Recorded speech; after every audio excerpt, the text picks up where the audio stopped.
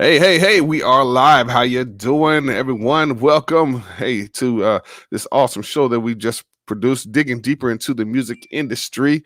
All right, Indeed. yours truly, DJ Ronnie Ron and Arqese is What in the up? house. What's up, Christ, brother? How you doing? Christ side soldiers in the building. What it do? Yes, definitely. Hey, man, you are a legend in the game, legend Man, in Christian hip hop, and yeah. man, thank God for your service. Hey, appreciate you, bro. Awesome. Well, hey, look, again, this is a show that we talked about doing, and and if you're just joining us, hey, thank you so much. Spread the word as we talk about digging deeper into the music industry.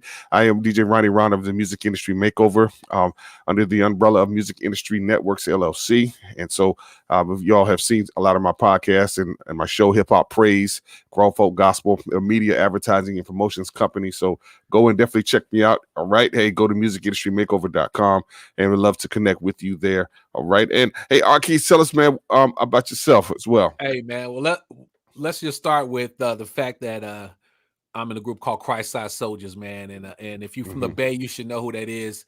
Frontline Hmm. ministry, and it's an interesting thing. Someone recently said, "Hey, man, we never heard of you guys before, but you guys, we pulled Hmm. all of our product off of the internet because of a licensing deal with Viacom." But Hmm. I would explain it to people this way when it comes to Christian rappers. Hmm. Frontline rappers, you don't get to hear about because we're on the front line. That means we're places where you can't have cameras, you can't Ah. have microphones, there's HIPAA issues. So when you're a frontline person, that means you're in an environment where there are laws in place. So if you're visiting group homes, residential treatment, locked Hmm. facilities, you can't have, there's no marketing promotion for that. Come on now. There That's is none of ministry. that. That's Hmm. ministry, and I'm sorry, when you choose that lane, there's not going to be no wars. There could be no money. There Say could that, be bro. there could be nothing other than you serving God. And we chose early on in our ministries to, Hmm. because Ace came from gangs, I came from the system, Hmm. system kids. So we understood that the demographic we were aiming towards, there was Hmm. not going to be monetary rewards in the way we thought. So Wow. that's why you probably never heard in Christ Eye unless you was locked up or in some kind of situation. Or we did do a lot of stuff with Magic Johnson during the those periods when he was having them big community outreaches. That's where we really took off at, though. But that's kind of, Awesome. so I'll just say from the Christian rap perspective, that's who I am. That's how I get down. And then everything else on top of that is just cherries as far as the TV stuff and everything else. Oh, beautiful, man! Look, hey, you would definitely drop us some jewels there because I believe that's where a lot of the difficulties or the disconnect about ministry and industry, Oh and yeah. folks want to do ministry, but they also want the bright lights to shine on. Hey, look at me doing, I mean, There are no bright lights on the front line. I'm sorry. oh man, None. that's a series all in itself right there, It man. We really definitely, is. It really is. oh man, I got okay, to well, go. hey. We want to talk about again digging deeper into the music industry, and Yeah. so if you have any questions or comments, feel free to chime in. Hey, we will definitely try to answer to the best of our ability. Again, my brother Arqese, man. Hey, let's go ahead on and start it off, man, because man, you have a great wealth of knowledge, and Yeah, bro. what's on your mind right now here? So you want to start from the artist perspective, the producer's perspective, or the engineer's perspective? Where you want to start? You know what? Let's start from the artist perspective. Hey, All right. in that order. Yes. So I'm going to talk about if you were just not. I got a reverb on my mic. This ain't. Let me turn this down. So Okay. I'm going to talk from the perspective of you're not a. You're just an artist in the music industry. Uh-huh. We're not even going to talk about ministry. I mean, ministry this is a whole different conversation. So listen to me. Mm-hmm. As somebody that grew up in the Bay Area, first of all, let me just West Side, understand that I was raised in Alaska, which is where if you see a tag called Alaska. Black Eskimo on the beat, that is still me. But Okay. most of my career is in the Bay. Mm-hmm. That's where it started. Put it this way: when I dropped in the Bay Area was running it, and I mean running it. I mean Mm-hmm. Too Short Oh yeah. Yes. and everything on. Too short. In Vogue wasn't even out yet. Matter of fact, we used to rehearse down the hall with In Vogue, rock group Mm-hmm. Tesla. Like I, Tesla. Remember I them? ended up getting right into the mix of the music industry in the Bay. I learned a lot of hard lessons in the Bay Area. The Mm. Bay Area is the most independent hustling place I've ever been in my life. You Wow. had to have CDs and tapes in the trunk. You had to be in people's face. You had to really Guerrilla You marketing. you had to do it. There was guerrilla marketing. You know, there was no social media like that at the time. So understand what we're going to talk about today is where we are now, the difference between then and now. Okay. So you want me to just roll with it, and or Hey, you got you know what? Hey, just roll with it because I'm sharing it out as well too as He- you're talking. So hey, yes. Here we go. Some of this I'm about to say is still in play, but Okay. it goes like this. You are not getting no radio play if the block had never heard of you. So if your block hadn't heard of you, your city hadn't heard of you, and the neighborhood record stores or people were picking up mixtapes and stuff wasn't carrying your stuff, I or remember that. if you wasn't paying no dues, you wasn't getting on. It wasn't even, you couldn't walk up to a DJ and be like, hey, yo, bro, this is my project. They're gonna be like, where you from? Especially in the Bay. Like, where you from? You know, East Oakland, West Oakland, you know, and yeah, you know, we won't say it that way. We might say Yacht Life, or we might say the haystack. You know, we use more slang. Oh God, it took a long time to get slang out of my life because baby was slang heavy, you know what I'm saying? You know, so you had to pay certain dues first before DJs would even touch you, even if that album was banging. If you couldn't prove, if your homies would, if you couldn't tell the DJs that your homie is buying your product, that you pushing that weight, you know what I'm saying? The motivation ain't the same. The track could be fire, but like, bro, who know you in your hood? You know what I'm saying? And to add to that, it wasn't just in the Bay Area, but that's pretty much all around. So you know what I'm saying when it comes to hip hop and things. So yes, yeah, that's standard hip hop. You got to own the block. You got to own your city. You got to own that state in that order. So the music industry has always, and I mean the record companies, the production companies, everyone else has always been trying to get control because in this order, they didn't understand how to get us. So once you owned your city, I'll use MC Hammer as a perfect example because just for the fact I grew up with it. I grew up in that whole flow.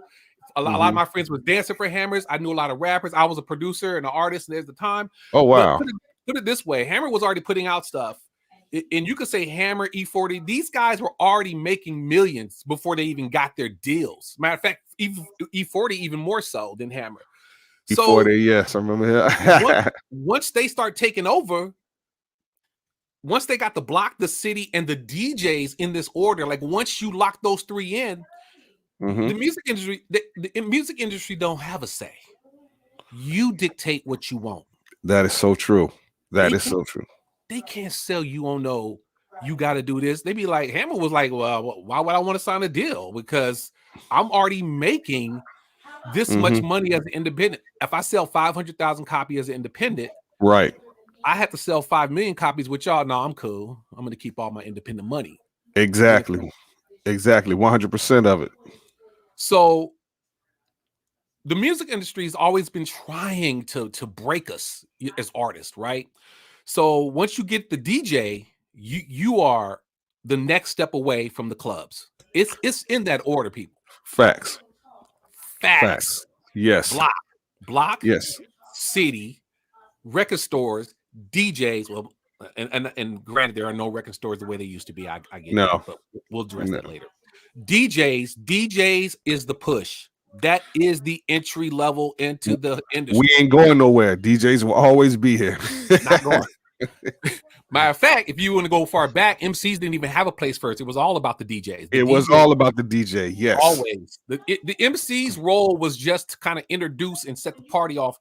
You know, rhyming as a whole wasn't even part of it yet. So understand that the DJ has always been first for most of hip hop, and then we came in secondary and it got flipped. So now you're in the clubs and you're still not getting radio play. Listen to me, people. This still applies because there are still clubs. Okay. How you get into these clubs now, that's another issue that we'll track down the road. But understanding how we got into this jacked up situation is understanding the power we had as independent artists. That once you had your state, your radio stations in the Bay, even more so, you had KME on a couple of the stations that were supporting local music. The industry couldn't touch you. You didn't need them. You understand what I'm saying? At least not in the city I was in the Bay, man. We just rolled, we just solo dolo. You know what I'm saying? Now, from this point, once you get the radio, now the record labels are they have to have you. And it doesn't matter if you're in New York, the Bay, LA. Right. It didn't matter at that time where you were at, right? Hmm. Because the mechanism that made you a superstar outside of performing, because live performance is a major part of blowing up. You think you're hot, but you're not hot because you can't even make it past 3 songs without losing your breath. And that's a whole nother issue we're going to talk down the road, being tour ready, Hmm. is the record industry to me empowered these, how can I say it, conglomerates. And I'm going to Hmm. just throw them under the bus first. Clear Channel flat out ruined West Coast independent music. Wow. And Clear Channel had to, it was so bad, the protesting was so bad in the Bay against a Clear Channel that they had to change their name. And I think they are now called iHeartRadio. iHeartRadio. Yes. That's Yeah. how bad the negative. If you said Clear Channel to any artist, everyone would just be like ready to throw up or fight, one of the two. Yes. Yes. Definitely. So it's a war. You understand that the record labels is a business. Their job is to make money. And That's. there was a period of time when the record executives were people who were in the music industry. Hmm. Yeah. So let's take that chunk right there of what we just talked about. That all of this stuff was happening, you know, this was the way the music industry was structured. Now we are aware of what happened before Clear Channel when these these radio stations were a little bit more independent. That the program directors probably were more music based, and the DJs and everybody in the Right. house all were on one accord. Now, Correct. does that negate the fact that pay to play was happening? No, I'm not saying that pay to play was not happening at that time. We all know that it was, but at least if it was, the pay to play, the goal of it was to get you on radio. It still was wrong. Mhm. And it As we still happens saw, today. still happens today in a different, more jacked up way. But Hmm. it was between artist, DJ, artist, program director. The program director wasn't taking no orders from somebody Right. else. Right. They made the decision. So hey, Yeah, I like this music. I like this joint. I'm going to bang this right here. this is fire. The DJ and the Yeah. program director were more locked in. You know, understand Locked what I'm in. saying? Yeah. Unified. Yes. You want to jump in here anywhere, bro? You want to keep it Uh, rolling? You know? man, hey man, hey, you are spending some knowledge because again, we tend to forget where we came from, and we've let commercialize, or well, when hip hop or the music has become so commercialized, then you have corporate running things, and Yeah. then you have people that are trying to do radio 20, 30 years ago that used to work, but now it doesn't work anymore. So it's just Right. like, all right, hey, look, the DJ doesn't have much of a say. They are only following Uh-oh. directions. Now I can speak from experience, because when I worked for a corporate radio station, yeah, I was told, hey, we play the hits. We don't play That's the it. independent artists. We play what's on the charts. Bottom line. Yeah, go ahead. Bottom line. And matter of fact, when that did start, the reason that started was the reason that the DJs and the program directors lost power is because of the slow introduction of these owners' advertising revenue. That's just it. They wanted more money. The labels and the artists wasn't giving it. Come on now. Come They on. wasn't giving it, and for the owners of the stations, how do we make more money? They make their money off of advertising. It's And, just business. I get it. and that's what normally television and radio is. Yeah. They're there for, to sell advertisement. All Yeah, right. just like a movie theater. You don't think though the movie theater makes money off the movie. They don't make money off the movie. They get pennies for that. They make money Right. off of the popcorn and the stuff that Concessions and all that. That's why y'all better wake up, man. I'm Y'all telling you. go get your coffee, man. Y'all better wake up. We ain't playing today. There'll be no excuses by the time we get done. None. Come on So now. I'm gonna All be done right. with it. So at this point, you guys kind of understand how it was that you had to pay dues, and that really most of us were all in sync. We understood the role of the artist, the block, the city, the state, the radio stations, and the DJs and the program directors. Everyone, if you was hot in the neighborhood, you're gonna get played, but you couldn't magically make your career happen on some BS. Like no one that wasn't happening. First of all, rap was serious back then too. Yes, it was. Let me tell y'all something. The difference. Most rappers I knew from the Bay, and I'm not going to say no names. Most of them were deeply entrenched in street culture. I'm gonna leave it at that. Well, it is what it is, right? It is what it is. Everybody knows what it is. Everybody Uh-huh. knows that the street culture was deep. A lot of the funding for a lot of these albums came from some creative pharmacists that were funding. Yeah, I that remember one of my pharmaceutical company, that yes. pharmaceutical company was funding a lot of these artists, you Hmm. know. And matter of fact, she's in the Bay. It was really bad. I remember coming in from my session in the studio was trashed. I was like, Wow. what happened? You know, I'm not going to say the artist, well-known major artist was in there, and the guys he was with, they felt that the engineer was not doing it right. Like, how Mm. you know he ain't doing it right? He was doing his job, and they trashed the studio and beat the guy up. Wow. That That's happened. gangster. Mm. That's gangster, and that was something that would happen in the industry as well around certain type of elements being in hip hop. Now that everybody's on the same page, you know, understand Christian rap was happening at this time. Okay, it was Hmm. very low key. There was no T-Bone back in them. He was starting his career, but I don't even want to get into that because it'll take us off from where we're going. But Hmm. I'm just saying that it did exist, but definitely none of the churches I knew of, because even for us, bro, they wasn't having it. Well, and a lot of the Christian hip hop came from the West Side as Yeah, well, and yeah. a lot of groups came up out of everything. So Matter of fact, the more street-based gospel rap came more out of the West yes, Coast yes, because yes, sir. yes, because if you look at what was happening in the East Coast, which definitely was getting all the accolades and more of Hmm. the look, it was Right, more East Coast type of hip hop. So right. when you looked at the Christian rappers on our, don't even, I mean, at the time you got Aesop, the Committee, Uh-huh. we got, you got LG. Oh, I think LG white. LG. No, he's from Florida, but He's from yeah, Florida. He rapped like he was from West I Coast. know. Dynamic Twins, Dynamic. Freedom of Soul, all of Yes, the we man. had we had no choice but to rap about the things, the West Coast, the way we had to, because the gang stuff was so deep out there. We couldn't. I'm not saying that there wasn't gospel based rap. When I say gospel based rappers versus street rappers, gospel based rappers will Hmm. rap more out of the Bible. They may use more of the Bible content. Like Idol Street King, you know. Yeah, Right. Street gospel rappers, we are out on the front lines in the ministry and we're reporting back to you what we're seeing and what we're experiencing. exactly. Because that's what rap is pretty much all about. Exactly, reporting. Yeah. So I don't want to digress, but now everybody that's listening, you kind of understand the environment that I grew up in and what everybody else grew up in, that there was a silent war to me going on between the labels and the streets when it comes to hip hop. Hmm. Because one, we wasn't well represented. My experience was that in the entry levels of the record companies, I would see more color.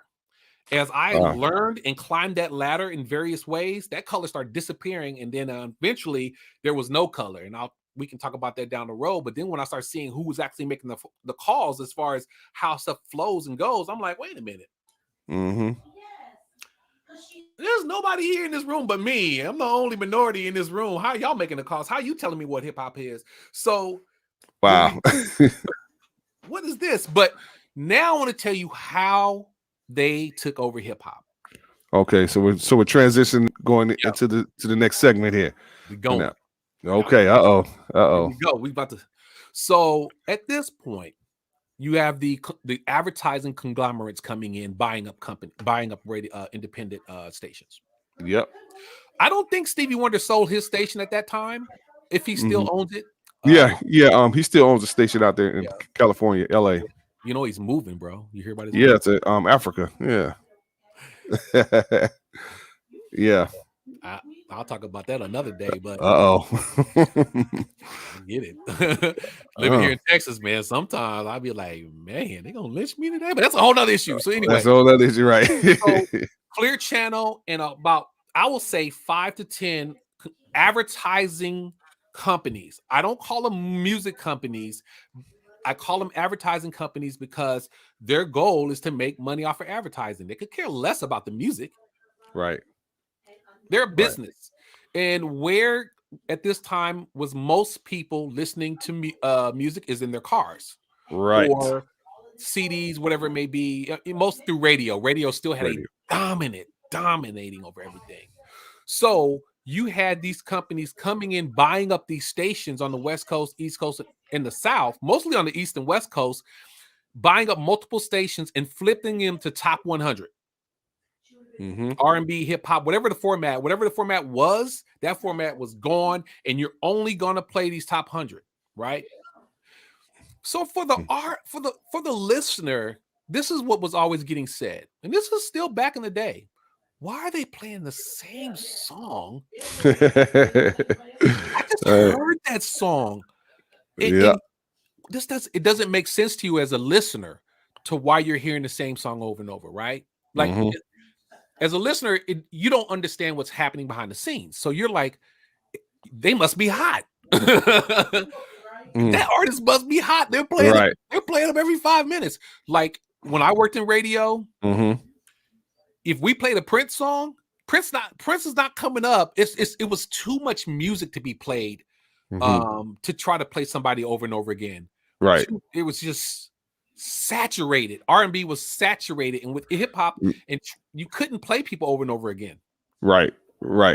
And I mean, and again, it's like, you know, people either requested it or so back in the day, but now that doesn't really even exist anymore. Don't even exist. I remember when I was working on the phone lines and I would take requests. I mean, it was clear when a song was hot. That's how they determined if the song was hot.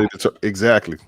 You know, I'll go in, I'm like, yo, I got 25 requests for Belle Biv DeVoe or within an hour. Yeah. I remember that. You know, so it's not rocket science. Nah, it's what the people want. You know? Yeah. The people were the priority. You were the priority. There you go.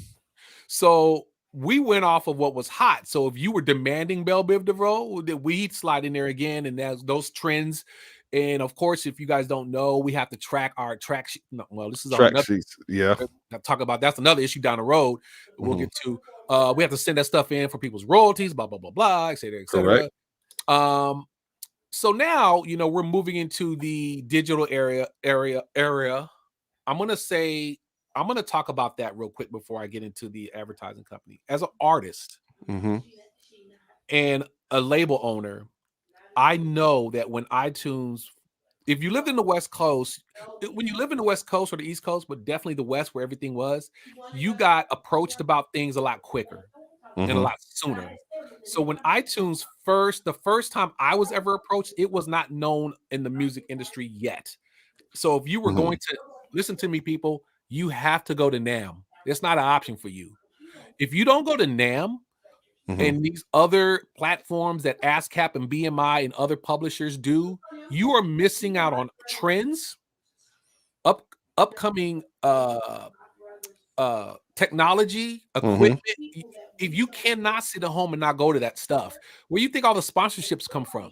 You know, I was with one of my boys, this was my band at the time, and he got his. But you walk into NAMM, you're seeing.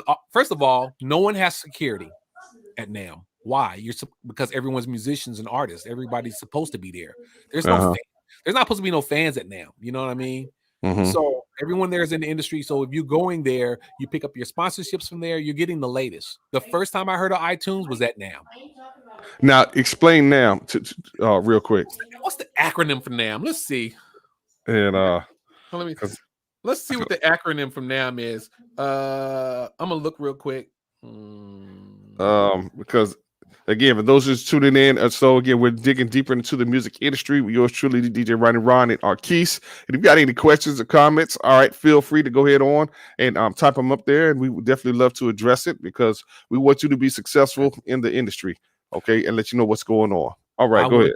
I want you to win, and you're going to be shocked by some of the things I'm going to tell you to do. But listen. So anyway, NAMM, this is something that I've been going to since I could get in. Getting in back in the day was a lot harder than it is now. Like you had to be kind of up there because you have well-known people walking around freely. Earth, Wind, and Fire, rock groups. I mean, I can't tell you. John Legend sitting, yo, hey John, how you doing? Hey, how you doing? Like, what you buying today? I ain't buying nothing. You know. People have the respect level is given on an even plane to me there. There was the VIP lounges that are at NAMM. You'll see people up in them booths. That's where the those companies are negotiating with these artists or people around their sponsorships. Or I just had the NAMM thing. What happened to it? Or hold on one second. Did I lose it? Hey, Hold on a second. That's where they negotiate, mm-hmm. what they're asking for to sponsor you and blah blah blah, all that good stuff. So when you go to NAM, so NAM stands for, hold on, the National Association of Music Merchants. Keyword merchants. That means everything I have in this studio, everything that Ron is using, everything that we use to make what we make exists at the NAM.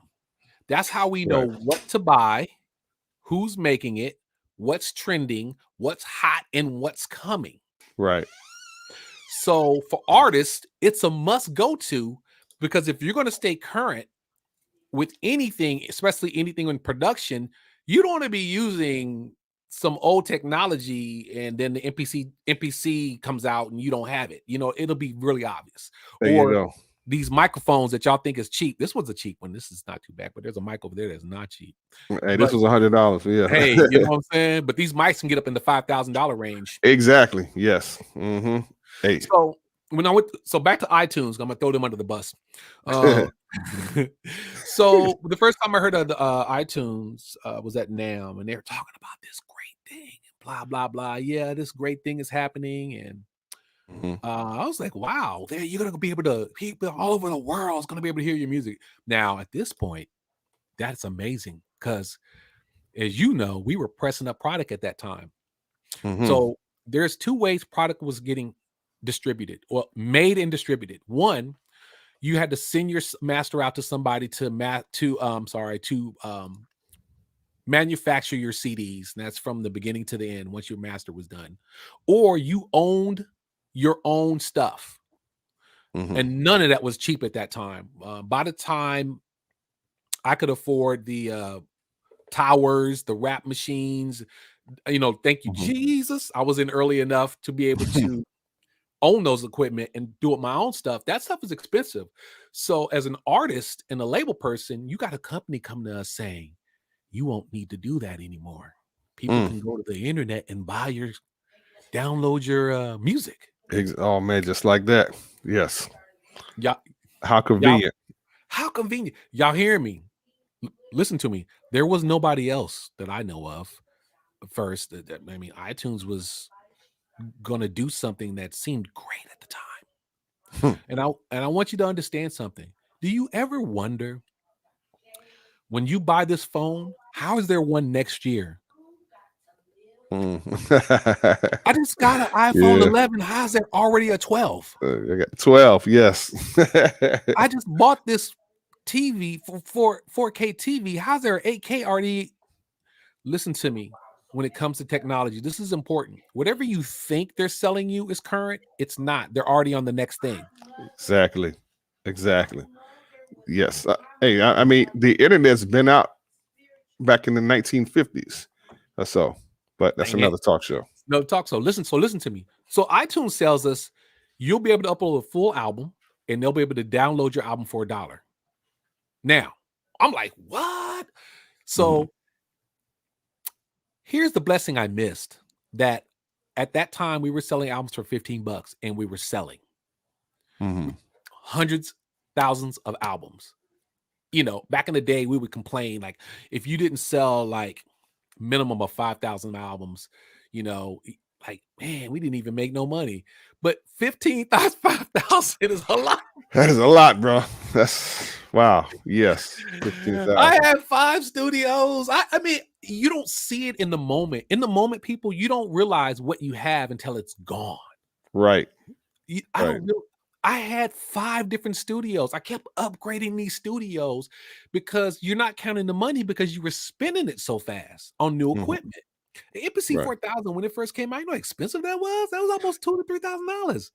Man, I never owned one, but I did see it. I saw folks working. I'm like, wow, that was game changer. You know what I'm saying?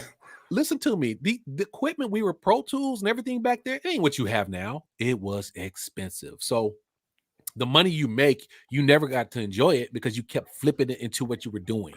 Now real quick, we're talking from a producer's perspective there. Yeah, producer and artist, because some artists, I will say some artists have equipment they haven't embraced the producer part. They think they're a producer, but they're not. There's a beat maker, huh? No, You're a beat maker. There's a difference. right. You're looping beats. You're not making the beat. Somebody made the beat. You looped it. Whatever you do. Anyway, I don't want to offend anybody. Let's keep it pushing. So iTunes comes with selling it for $1, and it sounds great. Because in my perspective, I'm thinking, okay, I'm not going to have to manufacture this no more. I'll be able to upload this whole entire album, and people can I can send people here to get it. This is the beginning of the social music industry. Social music industry hadn't taken place yet. Now, here's the trick. Okay, of course, what unbeknownst to me, in my ego at that time is, well, great, I'm going to make a bigger profit because they're going to buy the whole entire album. That is not what happened to most people. This is what happened at that time. People would listen to get snippets of your whole album, buy the songs they like. Correct. Buy the songs they like before they had to buy a whole album. Right. So now you're not making $15 an album. You're making $3 because you only have 3 to 4 good songs, unless you are dope, and people buy your whole album. Right. Exactly. But everybody I knew at that time, that wasn't happening. Wow. Go ahead, wow. You're going to say something. Man, it's just, again, this is the reality that we have to accept and realize, okay, you know what I'm saying? Technology is changing the game. And so if you're going to put out an album, put out some great content. All right. Man, you got to put out some great content. That's the key. Put out some great content. And luckily during that period, we had enough albums out to, you could always tell when albums were great, because if people are downloading the full album, I mean, there was no streaming. Let me just clarify. None. Listen to me. There was no streaming, but they already had it. Listen to me. This is an iPhone S Max 11. The 12 already existed the day I bought this. Do you understand what I'm saying? They're selling you something that they already know is going to be extinct. Matter of fact, there are always 2 to 3 phones up. So check this out. So check it. Streaming already existed at the company. Streaming has already been worked out. They already know. All these streaming companies that were only allowing downloading already knew that streaming was coming. Why? Because they were already working out the deals with the advertising companies around streaming. Wow. Listen to me. So when download was starting at that time, advertising wasn't really happening yet. It wasn't really, because you got to understand, there was no way for the advertiser to get into your download unless you personally put them there. Interesting. You understand what I'm saying? Yes. Unless you were putting stuff, and YouTube didn't even, matter of fact, I don't think YouTube, when did YouTube start? I think back in 2007, 6 or so. It wasn't even around yet, bro. So at this time, artists, we were living in the reality of, yes, I will admit that were we reaching the world? Absolutely. That's exactly how we got Christ. That's how we got to Japan for sure, Australia and some other places, because what was happening, the company that came out that really changed everything to me was CD Baby. Okay. Really? Okay. Yeah, I think CD Baby, when they got into the game, because before CD Baby, there was some ways to get distribution, but before CD Baby, you had to negotiate with these distributors. Oh, and a lot of them were in South Carolina, North Carolina. Oh, what is that company? Central South? Yeah, I think so. Central South. Okay. Yeah. So you had to negotiate with these distributors to distribute your stuff to wherever it may be. Everybody wanted to be in Tower. Everybody wanted to be wherever. Right. Kmart, wherever you were, Target, whatever that existed, so distribution was happening different. So iTunes came along and exposed us to the world, and that allowed us to be in places that we couldn't get to, in markets that were greater. The American market is the cheapest market to be in. Okay, really? It's the worst market. Why do you think when you look at these tours, everyone spends all their time in Europe and Japan? That's a good point. Yeah. Wow, that is a good point. We'll get into that. This is not the market, people. Better listen to me. If you're spending your money in the American market, you are making a grave mistake, and we'll talk about that later. Why that's a problem for you, and why you're not moving the way everybody else is moving. Because as a Christian rap group, You have to understand there's the mecca for every artist is Japan. Period. No one's even Mm, close. Not even close. really? So Japan is the mecca for every artist, you're saying? Japan is the mecca. You ain't made it until you do. Who cares how many shows you do here? And I'm gonna explain to you why. Wow. We had never been to Japan, first of all, and God is good because as a group that was a frontline group, let me tell you what happened. Was in LA, did something for Magic, and understand something about me. I've always worked with young people outside of music Mm-hmm. as a counselor and in various situations.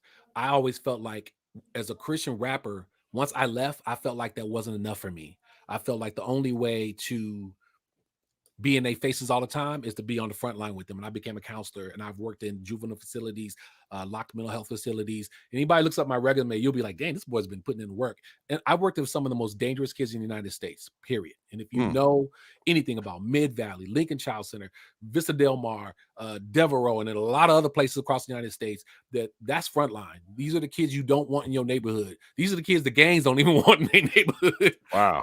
These kids are violent. These are the kids that do mass shooting. These are the kids that people throw away. But I always knew that God had a purpose for these people. They just needed to see the light. And I knew coming there once in a month was not going to do it for me. You know what I'm saying? God was like, nah, I need you on the front line more than that, right? That's why I probably don't have no kids today, because Okay. between outreach and in working, there was no time for that. Now back to what I was talking to. I'm digress. Trying to get it all in. We got some time. But listen, Oh, so iTunes, now we're all the reason Japan is the mecca is here's why. Japan is obsessed with physical property of things. They love touching it. They love it.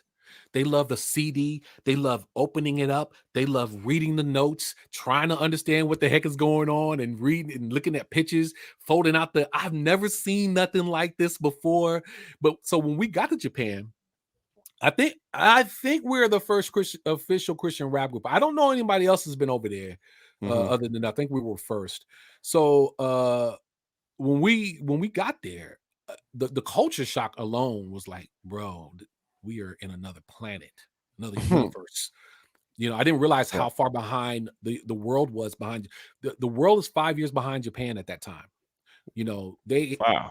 They were already watching TV on their phones. They had little antennas in their phones. We didn't see that. We were still on flip phones. I was like, what is happening to me, right? I get there. They got navs. We don't even have, only Cadillacs had. I recognized that there was an advancement about Japan that we were not experiencing. Don't even get me started on cars.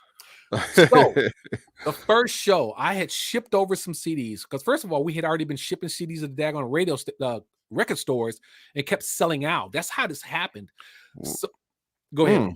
No, I'm trying to process this because you all a Christian rap group, Yeah. and you're selling out over in Japan, which means Yes. you had a connection over there for its album, the radio, whatever. We had no connection first. So check this. This is what was happening. This is what happened. Of course, I'm back to CD. I'm gonna back up a little bit. CD Baby comes around. Now, see what CD Baby did is cut out the middleman. Well, they're kind of the middleman still, but they stepped in and took the place of these distribution companies. They hurt the distribution companies' business in a major way because now what were you doing is you were providing CD Baby with a master, and you could send them 100 CDs. Or you can sell through their website, and through their website, they were going to negotiate with the internet at the time, iTunes or whoever else was around at the time. There was no Spotify at the time. Matter of fact, that list was real short, actually, to get distribution because these distributors demanded that you had to be a part of these companies. So you have to know that iTunes requirements to distribute to them were very strict back then, and you had to either be on CD Baby and a couple other things, or you couldn't get music there. They were strict. So CD Baby, at the time, we didn't understand that their global reach was massive at the time. We didn't know it. We just gave them 100 CDs, just test it out and allowed you to download it. There was no streaming, but every month we were selling out, and I kept saying, I'm like, hold up, they're outpacing us. So I had to go increase to 200 and keep increasing. And then finally, I remember telling Ace, like, bro, I don't know why, and you could find out where you were selling. We saw we were selling in other countries, but Japan was eating everything up. I was like, bro, they're not even Christian like that over there. Like, they're buying up our albums. Right. That's what's so amazing. Like, wow. They think Christianity is a cult over there, actually. Whoa. Yeah, you don't realize that No, until I you get never, over never realized. Wow. And they're buying up your albums. there. Buying it up. Christian hip hop group, man. Christian rap, bro. I'm like, okay. So I remember praying when I was like, Lord, I don't know what's happening over there. But whatever it is, whatever you want me to do, I'm with it. Just put me in the right path. And Pastor Kenneth, this guy who used to work with Pastor Crouch, Kenneth Couch, not Kenneth, yes, Andre Crouch. I'm sorry, Andre Crouch. Yeah. His youth director at the time reached out to me because we both worked at this place called Mid Valley, and he knew. And Christ used to come there. I'd come there and do stuff with the youth all the time outside of work. And he said, "Hey, man, I want you to meet somebody." I was like, "Oh, cool." He goes, "Yeah, they're pastors from Japan." I said, "Excuse me." Wow. I said, "Say that one more time." He said, "Yeah, they're two pastors from Japan." I said, "Yeah, I need to meet them today because wow. today." And I looked up like this, bro. I was like, "Stop playing with me. Stop playing with me. You listening to me like this all the time, and you quick. I see you, Lord. I see you." That's how he moves. When you are doing what you're supposed to be doing, and you're not focused on money and There you fame go. and all this other stuff, God moves in a different way for you. He can't move your ego in the way, your pride's in the way. He can't move you. Come on now. You moving on your own energy, and you think God's doing it. It ain't. You just moving on your own energy. But see, at this time, I'm a soldier on the front line. God told me, don't worry about those other things. He gonna take care of it. You feel me? So at this time, I got real serious right there. Okay. Yeah. Hey, man, I love it. I meet up with these pastors, man, and they tell me the craziest stuff about Christian artists coming over. I'm gonna just be brutally honest with you because it's a separate conversation. He was telling me how Christian artists were coming over and engaging in inappropriate behaviors with people. Wow. Homosexuality and a lot of that, and just craziness. So for Japanese people, not only is that dishonorable, but it's already starting to have a negative impact on what people think Christianity is. Lonzo. So he's telling me this stuff is going on, and then he tells me who it is, and I'm floored at this point. I'm like, what? Now, are we talking about black gospel artists? Black gospel artists. All right, okay, because gospel could be a genre, CCM or whatever, such and such. Yeah, black gospel artists. And understand this. I'm about to say this in a serious way about Japan.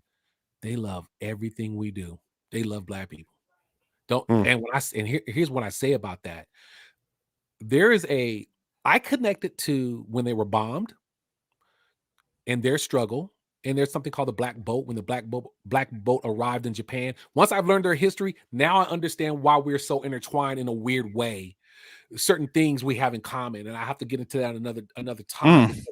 The Japanese people, yeah, it's deep stuff between blacks and Japanese in Japan. Different. I'm not talking about Japanese Americans, Japanese people. So in Japan, I realized, I'm like, man, they no one's looking at me. No one's following me. No, I'm like, no one's locking their doors. Everyone's trying to feed me. I'm in a market with restaurants, and I'm walking by, and I'm the only black person. Matter of fact, the first time we went, we never saw another minority other than ourselves until we went downtown. But they're speaking Japanese to me, and at the time, an interpreter just, oh yeah, they want to give you some food, and so I'm learning.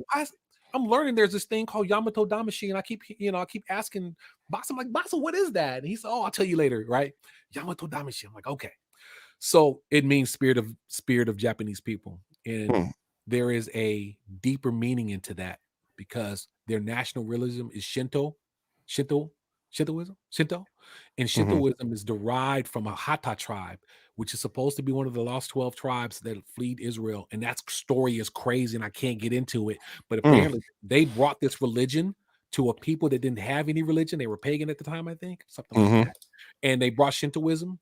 And I can't even talk about it. I have to stop because I get excited. So anyway, we're there. We got all this product here. This time we've been selling all this product. When we get there, and you would have thought we were like Jay-Z, daggone Mm-hmm. some major artists, because from the airport to where we were going, you would have just thought we were the biggest thing in the universe. And I didn't understand it. I had never seen nothing like that, because you got to remember, we Wow. come from the front line. Then the show. I don't think I've ever sold that much product in my life. Thank God that we shipped all that stuff, because Wow. not only did they buy multiple, they were opening it on the spot, looking through it, talking, showing the pride that they had about having this album. It was a big deal. It wasn't about just having this music. It was Mm-hmm. what it meant and the impact. Because Mm. unbeknownst to us, a lot of these people were trying to get this transcribed, like what it means. That's why Christian rap, Japanese people are deeply spiritual, Mm. deeply spiritual. Like we have Wow. a flood or an event here. We loot, you know. Y'all know what Mm-hmm. I'm talking about. There's subculture around riots, and catastrophe where people loot. Mm-hmm. We just know it's going to happen. It just happened. People trying to survive. There Right. was a major tsunami. Like Japan got rocked by a major earthquake and tsunami. No one looted. What everybody did in the neighborhood lost everything. They all got together and they fed each other and they helped each other out. And I can't even. Mm. One of Man. the deepest things I've ever seen, bro. Wow. Wait, but now when you went over there, this was back in the 90s, right? Or Yeah, or or, or, yeah, or early because 2000s. I'm gonna say 2000s. Okay. I'm gonna say early 2000s Early too. 2000s. Yeah, Okay. maybe mid to early 2000s. I have to look back and see, because we went there so much, it was ridiculous, and I can lose track. Like, be over there. I Man. had to stay because it got too much. Wow, man, that is I would love to visit Japan. Bro. Now I've heard so much about it, and just from what you're sharing so far, man, I feel like I've been there vicariously through you, man, and just seeing, Bro. man, I would love to visit there physically. How Wow, you go into every restaurant and every clothing store and they're playing black music? what? Mhm. Wow, They wow. love our music more than we do. You know what I'm saying? Like, Hmm. listen to me. Every store I went into, if it wasn't jazz, it was gospel. Those are Gospel dominant. Jazz and gospel is dominant over there. in Hip hop, Japan. oh, Whoa. bro. Wait, jazz, gospel, R&B, hip hop in that order. Because of how the demographics is and people, you know, hip hop is still a big thing over there, not the way Hmm. jazz is, not the way R&B is, and not the way gospel is. Gospel is huge over there. So imagine going in the stores and everything you hear is something you grew up with in a country where there's nobody like you. Man, that wow. And what really even gets me again, the gospel and even Christian hip Oh, hop, it's just like they're rocking that man, bro. First of all, man. Christianity is over there, but Christianity. So, no, I need to tell you something that Pastor told me before I came to Japan. He said that Americans treat Jesus like a Nike emblem. I, Mm, I said, what? He was trying to basically say that it's something that we take off and on, like a pair of shoes. In his Japanese way of saying it, he didn't know how to describe it to me. But once we got into it, he basically said we use Jesus like a jacket, a coat, something that we can take off when it fits our need. mm, Now, well, being here, well, he was right, and I couldn't. I didn't kind of play my card that way, but I was kind of like, he kind of right, you know. Where in Japan, if you're a Christian, it's so serious because their mm, reverence for God is way greater than our reverence for God. there you go. The keyword reverence. Yes, there it Their is. their fear of God is Mhm. way deeper than our fear of God. You know what I'm Wow. saying? So, and that comes from some history and some other things and just who they are as a people. So when he told me that, and once I understood what he was saying, he said, I need somebody on fire for God who understands who God really is to come to Japan, preach, and do their music. Now I was like, Mm. hey, bro, I'm like, Excuse me. Yo, and I'm not excited man. like that, but I'm leaning over like, hey, I think that's something we can do. But inside, Just leaping, just jumping up for joy, like yes, Lord, man. Hey, those are just tuning in again. We're digging deeper into the music industry, and so this ties into what we are. I'm discussing, and again, over in my man Arqese has been to Japan several times, and hey, again, he's saying they love gospel music, they love Christian hip hop. You're missing the Oh, man. market. We kind of diverted. We're still going to get back to downloading and all this stuff, but you need to understand why Japan is the #1 market. Is everything you do they love more than we love it here. Tell me this ain't true. Whenever you're doing an event or a show, how many people, artists, are probably thinking, I can sing better than her? Oh yeah, I can rap better. Quite a few. Yep. Competition. Right. What'd you just say again? Quite a bit of competition. Yeah.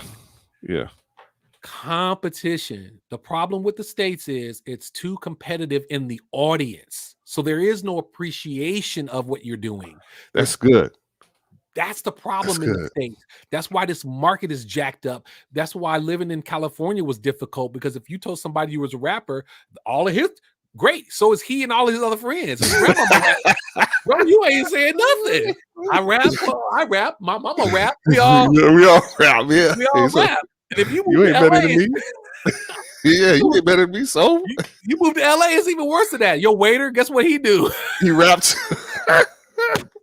That dude washing your car, guess what he do? He raps, he produces movies. Yo, California is absolutely saturated with everybody trying to be famous. Man, you are really touching on something, man. Competition, that is really a lot of our downfalls, because why you see so many folks trying to break their necks to get a Stella and everything, or a Grammy, such and such. They want that validation, bro. Come on, y'all know dang well how big was the explosion in Christian rap after Lecrae got that Grammy? Oh yeah. I can't even talk about that right now. How many of y'all decided to be DJs after y'all saw DJs really doing it streaming wise? You said I could do that, and you're not even a DJ. No. If I put two vinyl turntables in front of you, you'd be like, "Well, I'm gonna do with this and this fader right here. What I'm supposed to do? I'm supposed to sync this up." Some of y'all don't even know. Yeah, there used to be a day when you couldn't sync it up; you had to do it manually. Some people don't even know, bro. Yes. You had to do it from your love of music and practice, and just a turntablist. He said you had to practice. You don't have to practice nowadays. I know a 12-year-old girl that can DJ some music. You think she been doing it her whole life? This girl's on point. Hey, we got an app for that where it'll just sync for you. Technology. We're gonna talk about it. Yes. So now we're in Japan, and to just get out of Japan real quick, other than saying that yes, it's the #1 market. They love everything that we do. It is difficult to get to Japan because of there's a lot of language issues. There's connection with people getting over Japan. And then as far as buying products, first of all, your CD over here is $15, but it's $32 to $40 in Japan. Whoa. The markup is massive. So our first show, when I saw the yen, it said what? Wait, what did it say? 32,000 something. 32,000. So I didn't understand how much they were selling my album for, right? So, and listen to me. Not only we brought 2 albums, the Arqese, the Christ Side, and Christ Side 1 and 2. I'm thinking we're gonna sell, we're gonna sell some out. Man, listen to me. When I saw that, I said, "Yo, Bassa, how much are they selling an album for?" Oh, it's gonna be 32 US 32. I said, "Excuse me."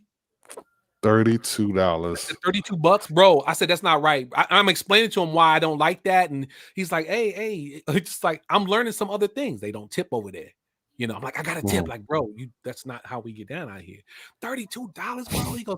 He's like, man, I'm like, bro, I just feel bad about that. He goes, oh man, you're not in the States. You're not in the States no more. You're in Japan. This is the going rate. You're gonna, so 32 and up, because there were times we definitely sold. I think for the most was 38. We sold an album for. So we're selling these albums, and when the money was just ridiculous. $32 for an album. That's like what we see today in the States. You buy a collector's item or whatever, or a man, or an album that you really can't find nowhere. So, oh my God, $32 for an album. 32. Now listen to me, people. Listen to me well when I say this to you. Once you start doing shows overseas and get treated the way we get treated and other people get treated, you're gonna feel different about the States. You're gonna be like, not only do they not appreciate me over here, they always have like this album's too much money. The attitude Man. around buying your product. Yo, this is good, man. This is good, bro. Wow. So when y'all see me fired up on social media, you have to understand why I'm fired up about it. And we're getting into the nitty gritty of the industry in a way. I'll be the first one to tell people. I'm gonna be flat out. I would rather you save your money and go overseas and establish yourself in Europe, Australia, and Japan than to ever do a show here in the States.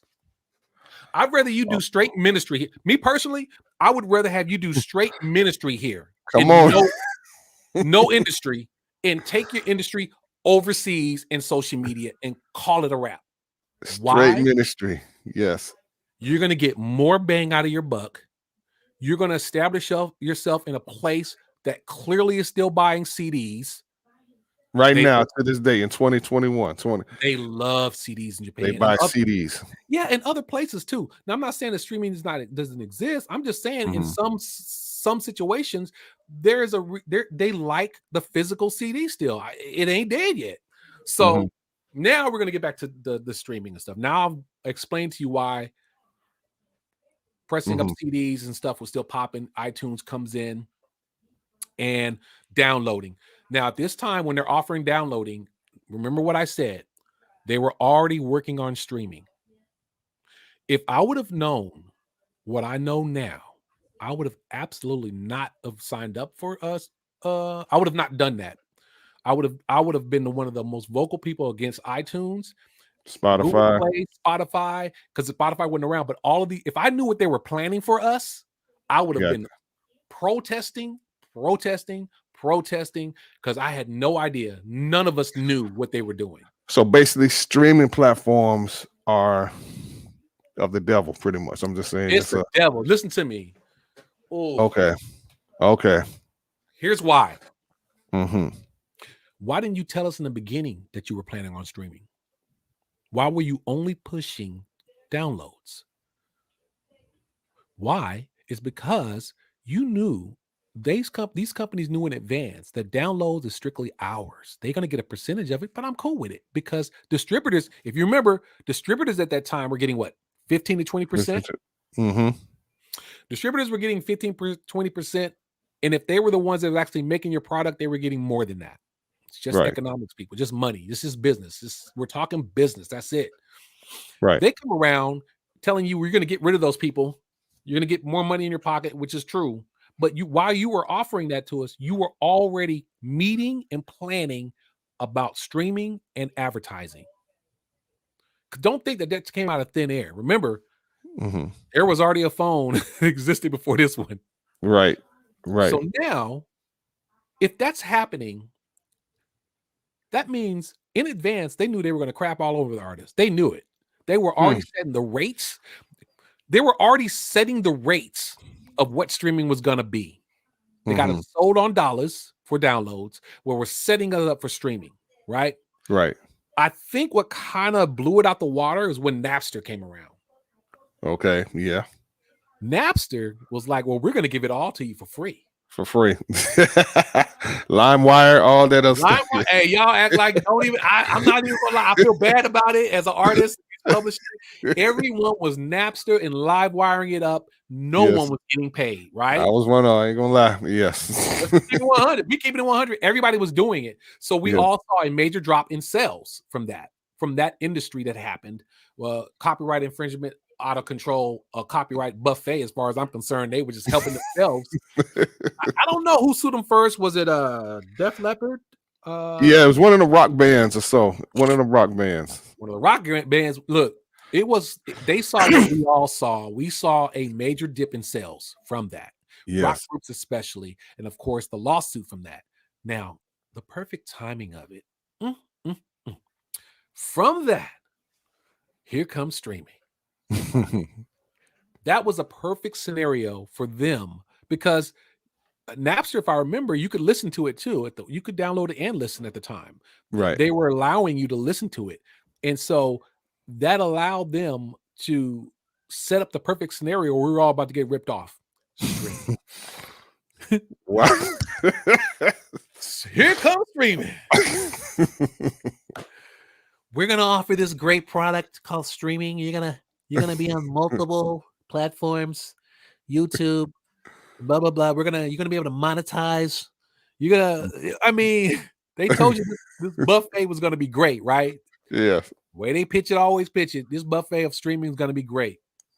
You're gonna be on, and then it didn't take too long for us to realize, like, wait a minute, this is some BS. It didn't take long for the average person who owns a company or publishing to see that streaming was a no, not good, because you went from thousands to hundreds to whatever you were getting. And this is the first time you start realizing there was a commercial for your song.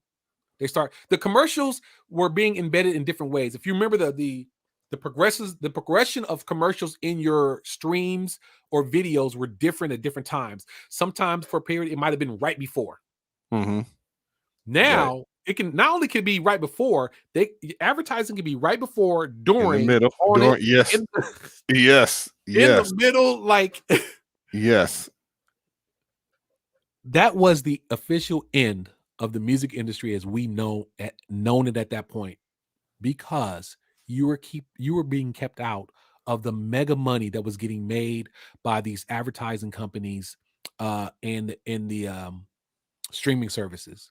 Even the labels realized they were getting ripped off. Wow. Man, this is rich right here. Again, those who are watching, I hope you're getting a lot of this information. Again, any comments or questions that you might have, feel free to ask, because, man, this streaming, everybody's jumping on the streaming, and majority of folks are really not educated on it. Now, if you're good with numbers and understand, all right, no, this doesn't make sense. Got a friend that's had his song streamed since 2014. I think he had over 80,000 streams, and all he made was $300. Yes, 2014 to 2020. People, $1 million. Who cares about 1 million streams? You see these Spotify plaques, the $1 million Spotify plaques. Who cares if you only got $3,000 to $4,000? I used to make $3,000 to $4,000 on a bad day with a CD. On a bad day. Wow. So you're telling me I'm getting five? Who cares about them streams? First of all, we had a bot problem for almost a decade. We can get into that in a minute. It took a long time for all these streaming services to realize how the bots was jacking them up and having them pay people for stuff that didn't exist. But I can't even go into that right now because we're too early. We're too early. Oh, man. We getting them tonight. Today, tonight, look. This morning, whatever. Yeah, man, this is wow. So really, I guess the only safety net for an artist in America here is to only stream their stuff on their website. Yes, that's one way. But listen to what I'm about to tell you now. So I do not believe in streaming services, which is why Christside Pool, you'll probably see Christside HD is the only album on streaming right now. We pulled 3 to 4 albums once we start realizing what was going on. We didn't we absolutely hated what we were getting back. I don't care if you monetized it or not. That money was, see, you have to understand, if you're somebody who lived during the golden age of CDs, and you see that you went from a buffet to a Happy Meal. Right. I can't get full off. Now, not only is this Happy Meal not making me full, the nutrition in it ain't good. Right, it ain't. No, Streaming services is like bad food. You can still eat it, but there are consequences. You know what I'm saying? There are consequences of being on streaming services. 5 cents, 10 cents. So listen to me.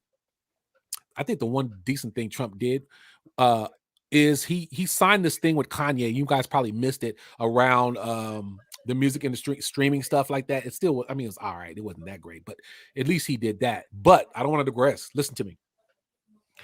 Here's what you should do about streaming. And this is going to be a game changer. I say go to war, and this is how you do it. Streaming's not going nowhere. Do not, listen to me, do not give them a full album. Give them 15 songs, and those 15 songs should be anywhere from 30 seconds to a minute long. Ah, yes, I did hear about that. Yes. Yes. Bro, Yes. give them what they paying for. You gonna give me 5 to 10 cents? I'm gonna give you 5 to 10 cents. Matter of fact, if I have a Christ side HD, I'm gonna put together I would make a Christ side HD TikTok album, and in my preferences, only click TikTok. So that TikTok only gets this album for their 30-second and 1 minute, whatever's they do. Mm-hmm. You got to start getting specific about the distribution of your project based off of what's going to happen on these platforms and the money you're recouping. I personally believe that no streaming service should be getting a whole entire 3 to 4 minute song, period. If you got 15 songs, you give them a snippet. We used to do that back in the day. We used to do snippets. Yep. I remember that snippets. Yep. For a reason. We would press up snippet albums. Yes. Yep. I remember though. Man. Oh wow. Bro, I'm not playing today, man. I don't man, want you dropping some bombs, man. You dropping some. Hey, artists, y'all better pay attention to this. Y'all better pay attention. Listeners, listening to me. Just because you can doesn't mean you should. Just because you can stream doesn't mean you should. Because when you stream, sometimes you make the artist feel like it's not worth the energy to put in. They're just going to stream it. So I'm not going to go all bolo on this. I'm not going to go all out. You know what I mean? Because they're just going to stream it and they might skip it. You know what I'm saying? I'm just going to put out all this product as fast as I can, and whatever happens, happens. But I'm not going to have that attitude about a download. You paying $1 for it, you need to get quality. This song needs to be on point. You understand? I'm just saying, listeners, I'm just saying, I'm just saying, like, skip McDonald's and go to Five Guys. I'm just I'm like that. No, too much grease for Five Guys. No. Five Guys is greasy. I'm a Whataburger fan myself. I'm just saying. Yes, I had Whataburger. Yes. Hey, there's a west side over there. Yes. You know what I'm saying? So what I'm saying is your ears is quality. I am as a producer, I listen to jazz a lot. There's a reason. I need a certain quality of my ear is tuned to perfection. And so I have to listen to perfection it has to provoke me to be better. There you go. You know what I'm saying? Even if it's outside of my skill set, at least I can try to understand, like, why does she sing like that? You know what I'm saying? Like, why does he play drums like that? Why do real musicians do this? And as a listener, it's the same way. Everything that goes into your body should be as quality and perfection. That's good. Your food you eat, if you eat bad food, you get fat. There you go. You gain weight. You have start having problems. Your ears the same way. Think about it. If you listen to the wrong music, that gets into your spirit, right? Right. You'll start thinking girls are strippers, and you'll start having negative images and thoughts about girls. If you keep listening to secular rap all the time, you'll start having these feelings that start manifesting, and sometimes you won't even know it. You behaving out, you don't even know you're doing these things because of the music that's in your spirit. That's a spiritual battle going on. You need quality, and so check this out. Why there are 40 genres of hip hop? 40 genres of hip hop. I counted. I'm like, how's there 40? I would say out of the 40, there's probably 20 valid ones. And out of that, why do they only play one? Why do the most industry only play one? We got to talk about that another day, because that's deep. My God. it's another one of these things that they're doing. Man, we're gonna have to put this on Clubhouse as well too. Bro, yeah, we're gonna have to you're getting them. Oh my gosh. A lot of my knowledge comes from living in LA, working. When I finally, a lot of people aren't aware, as a producer, I worked on America's Top Model, handpicked by Tyra. That was my boss. Okay. Mine. A lot of the money I did make, definitely, I thought I was making money until I got that. Hey, it is what it is, you know. Hey, but now you know. Not only do I know, is another thing while we're talking about what we're talking about, the different type of industry when it comes to the music industry. The TV industry is a completely different thing, and we're going to get into that, if not today, but I'm trying to get through all of it as fast as possible to help you guys out. So now we got the streaming going on. So period. Here's what I believe should be happening.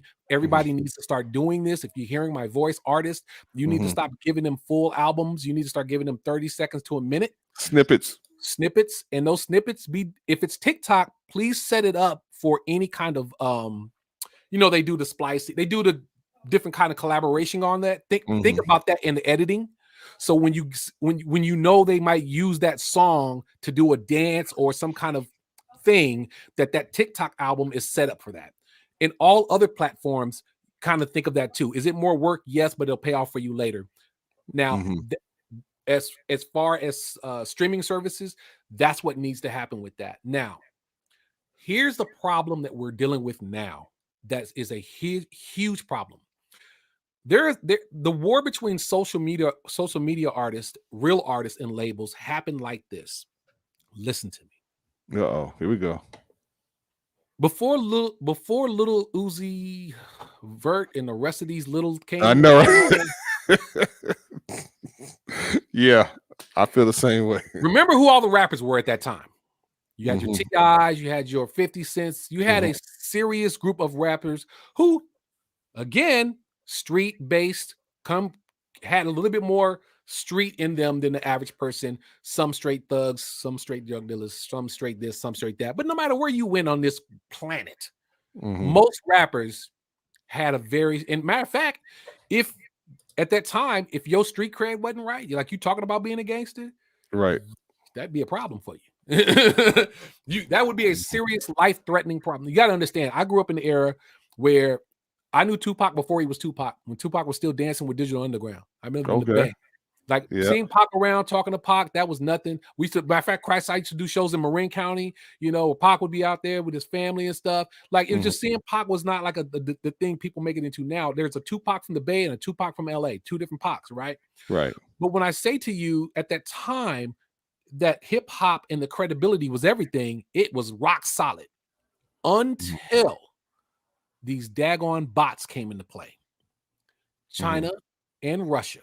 So the same way I found out about iTunes is the same way I found out about this starting up. I was in LA going to this marketing and promoting convention.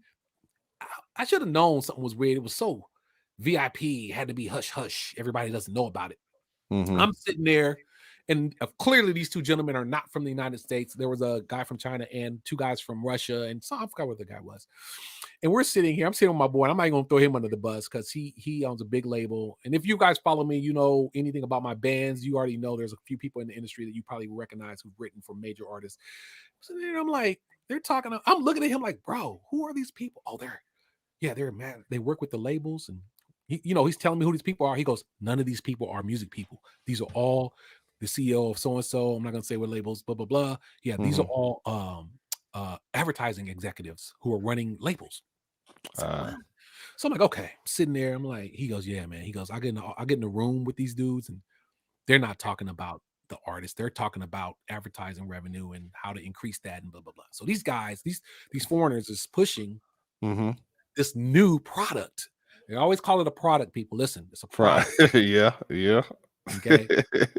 We have this technology to boost your streaming, because at this time you got to remember, streaming was probably at that time is legit. There was no way to pay into streaming yet. You got to remember that, right? So your streams are legitimate streams, unless the AIs weren't what they were now. It was just people really legitimately streaming your music, and everything's good. People who are hot made sense. If you saw somebody hot, you look at it and be like, oh, that makes sense. That's 50. That's whoever it may be. Selena, whatever. Everyone you saw on the top of streaming platforms, it made sense. They were established artists. Even on YouTube at that time, anything was popping, we're established artists. So this guy's selling. Listen to me, people. This is where it began. This is when the war between social media artists and you started. Because I'm assuming that you're a real artist, that you've paid some dues. Some of y'all might not be. So he's telling us that this product, this technology, will allow you to boost your streaming and your likes. I mean, everything at that time. I had never heard nothing like this. I'm listening like, what? As somebody who's highly intelligent, bro, who understands the industry probably better than most, I'm knowing the taste in my mouth is not good. I'm like, what is he talking about? Like, how can we can get you 1,000,000 streams. Like, they flat out was telling us, right? And everybody in the room understood what millions of streams is. Like, at this time, this is like a goal. Like, Mm-hmm. and I'm sitting like, how do you do? I'm trying to, in my mind, how do you do that? Not missing the fact that where these two people were from, Russia and China. I should have been like more on it. They were dressed kind of cool, strong accents. We got this product, blah, blah, blah. Why are Russia and China always clicking up to do something dirty? I'm just saying, I'm not trying to offend any Russians and Japan, and not, I mean, Chinese people. I'm just Right. saying that there's a big difference between the civilians and the people that do business. Even though we on TikTok, that's another commercial for another day. Right. So check this out. They're selling this, like, people are like, now I'm looking at the advertisers, right?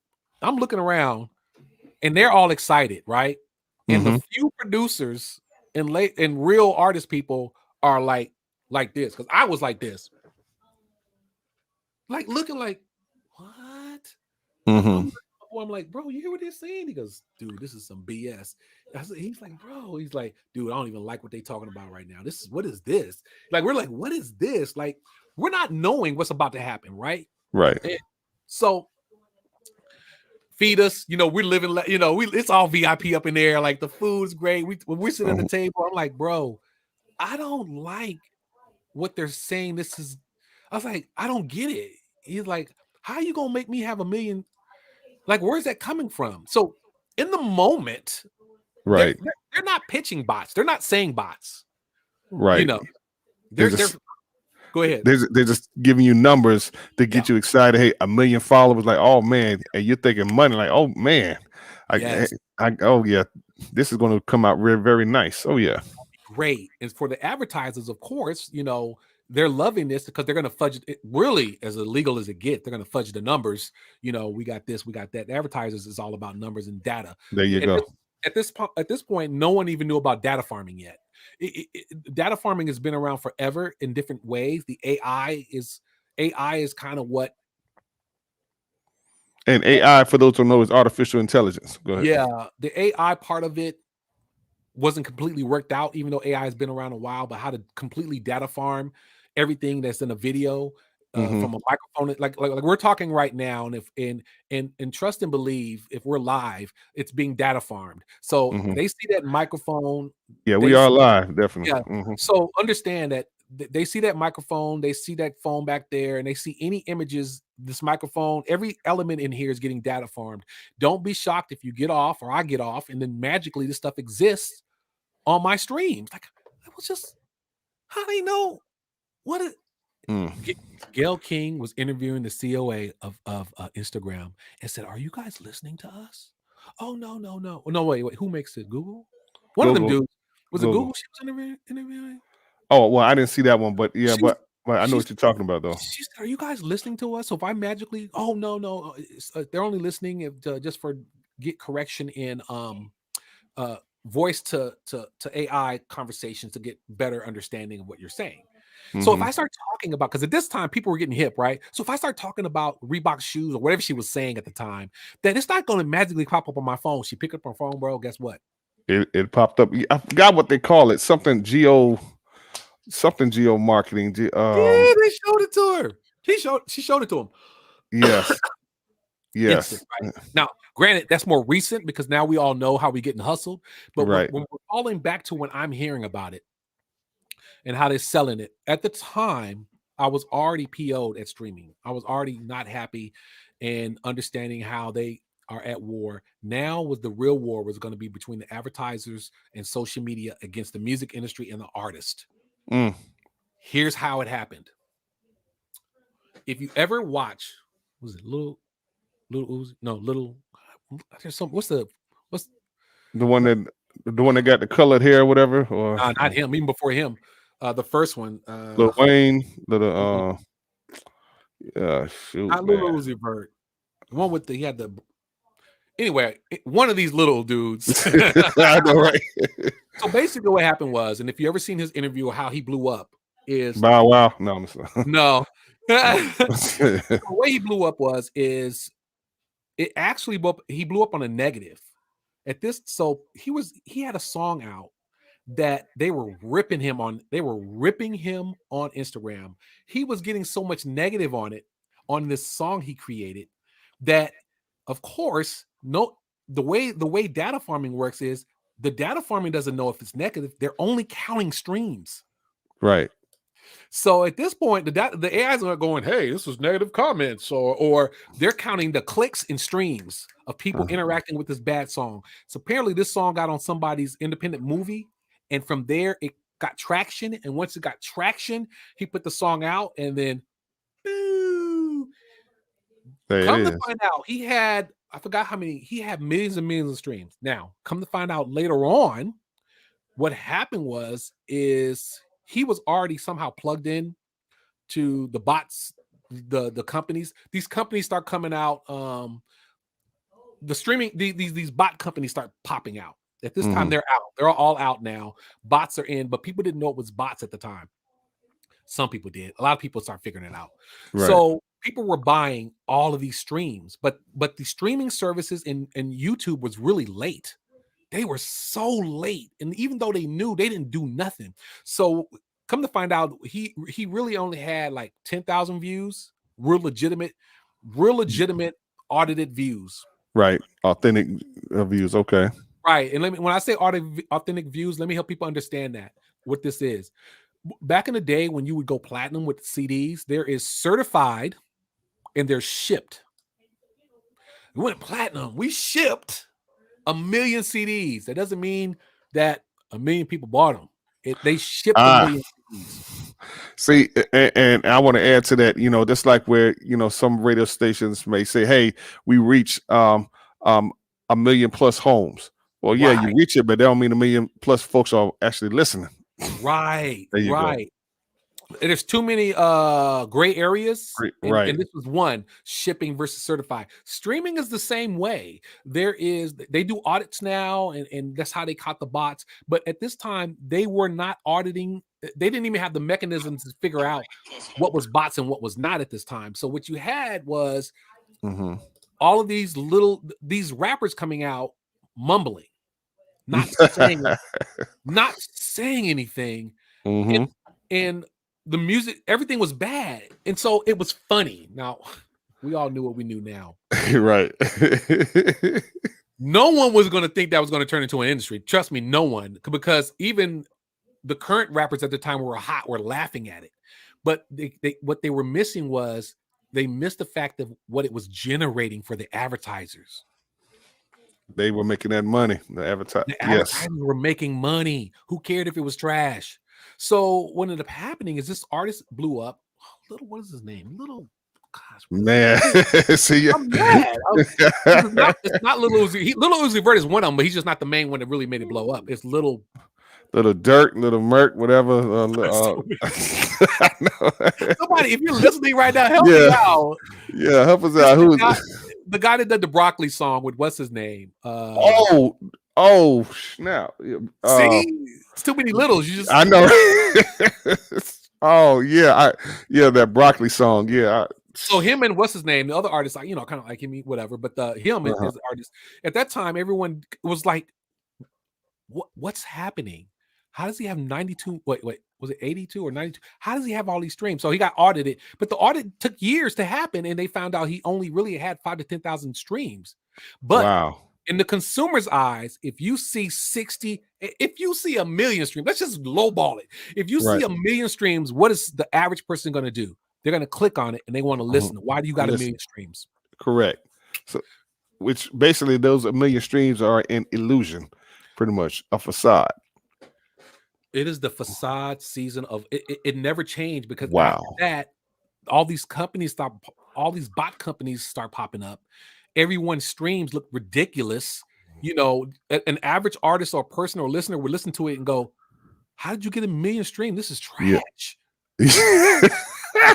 You can't rap, you can't sing. And at that time, it was mumbling. Like literally, they had to make a genre to separate mumble rappers from real rappers, because there's a guy who got famous. He said, "I'm not going to say a real word, and I'm going to make a song, and it's going to blow up." And it did. It blew up. It proved the fact that not only was the genre not legit, that you didn't have to say anything, but again, if you have a demographic of young people, Little Yaki, whatever, Yachty, Little whatever. Yachty, Little Little Yachty, Yachty, that's it. yeah. Yeah, okay. If Featuring Dram. Yeah. Bro, if you guys have not seen some of his early interviews, you need to listen to what he's saying if they haven't pulled him already. He Yeah. almost self-snitches on himself.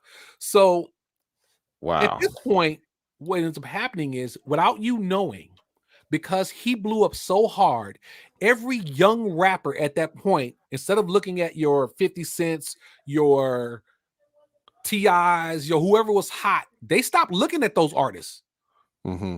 They wasn't listening to Pac no more. They wasn't listening to Biggie no more. Because of what he did, all these other artists was like, this dude is trash. If this is what's hot and what's popping, we're gonna do that, and we're better than he is. Wow. Yes. Yeah. Do It's, you know? Oh my gosh, bro. it starts a trend pretty much. Yeah. Not only did it start a trend, it started a genre.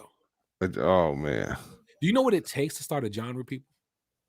Mm. You have to have a lot of This guy here, man. Oh my god! And you see that W on there? I think that's the Warner. Is that the Warner Brother? The Warner Brothers. Uh-huh. Yeah, Warner Brothers. Yep. So first of all, during this period, you best believe that a lot of executives at these labels were getting fired and getting replaced with advertising executives. No, it didn't matter who it was on the top level. It's all advertising executives start replacing these well-established music executives because of the money. It's always about the money. Always been about the money. Yes. And advertisers are straight telling labels this: I'm getting no money for your album and no money from your streams because no one's downloading. So how am I going to get paid? Well, we need more advertising from more money from the advertising, because that's where the money is made. So not only do you need to do this type of music, but you're not. Oh, and those deals they were getting, there was no inclusion. I've seen a couple of these deals. There's no inclusion about advertising revenue. You getting that. Mm-hmm. They're gonna give you some upfront money like always, and then they're gonna make a killing. And you got to pay that money back. Oh, yes. It's old. So of course you never pay it back. No, you don't. Oh, no.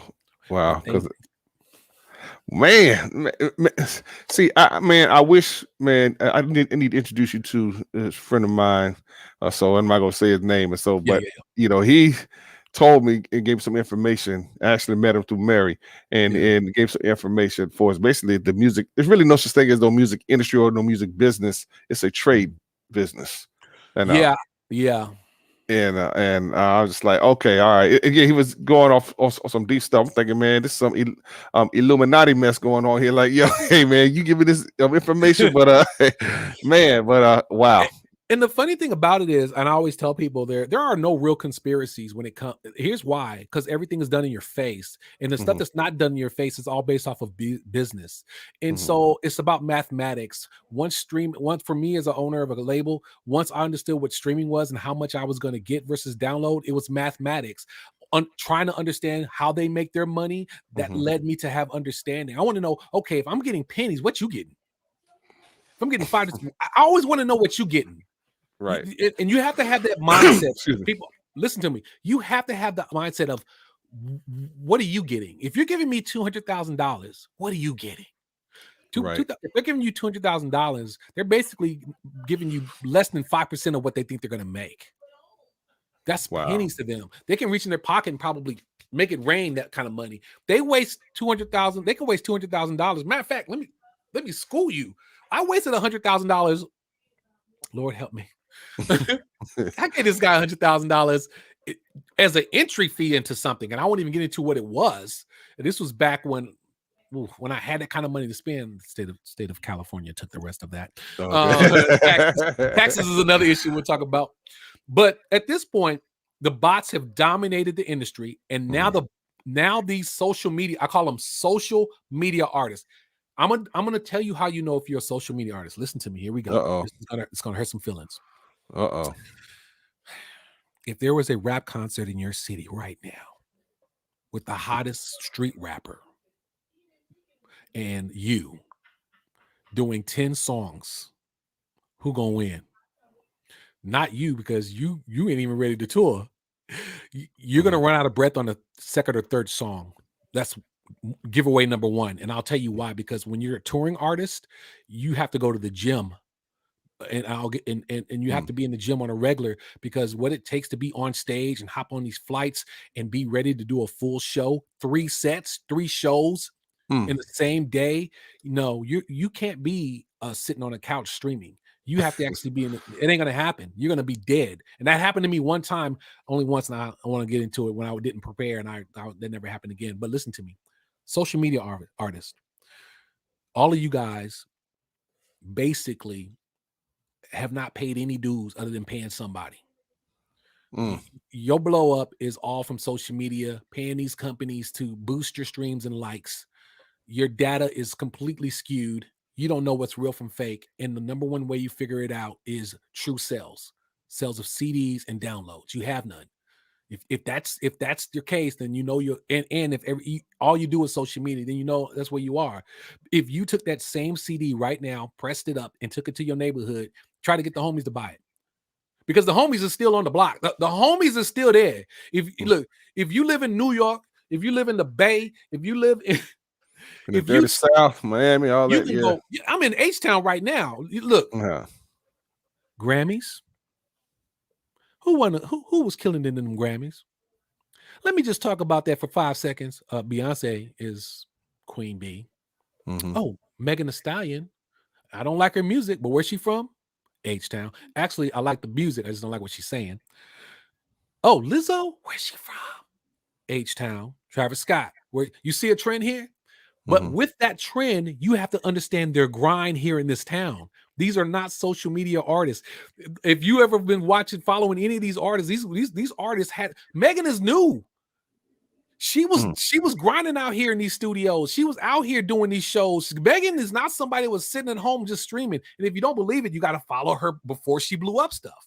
Wow. So if you're a social media artist, if you know dang well you can't get out on these streets and hustle your music to regular people and convince them to buy your music, your whole fame is based off of social media. So in actuality, what you're saying is they really don't have a fan base. They don't really have a fan base, no. And the reason why is because the mechanisms they use to get the fans. That's the problem. That's my man, Jay. Yeah, hey, yes. Hey. What up, Jay? What up, dude? He the A-style. What it do? He probably co-signed everything. Check. He need to be on here, but go, yeah. Yeah. The Bay Area and Houston are, like, to me, living in both are a lot alike. They're both independent hustle type of cities. Like, you can't, like, if you watch, there's a video show that's here in Houston. Bro, help me out. Hey, bro, what's that show that plays at nighttime? They can't play it in the day. It's hood. It's a video show that shows local artists. Bro, I don't hear no mumble rappers, no little this. It's so street on this show. Like, the street life is live out here. Like, it reminds me so much of home, because these are the real rappers that are rapping in Houston. I'm like listening back. I mean, it reminds me so much of the street rap that I grew up with in the Bay. You know, I'm like, man, who are these guys? But I understand that this is the real culture here in Houston, right? So what I'm saying to social media artists is everything that you've built is fake food. The social media industry has sold you fake goods, fake food, and getting you to buy into it to make you feel good. It's the same way the pastor was telling me about how we treat Jesus. We treat Jesus like a coat, jacket, and a shoe to take him off to fit our needs. Wow. When we're going to do something that he might not like, be like, let me put this jacket over here for Jesus.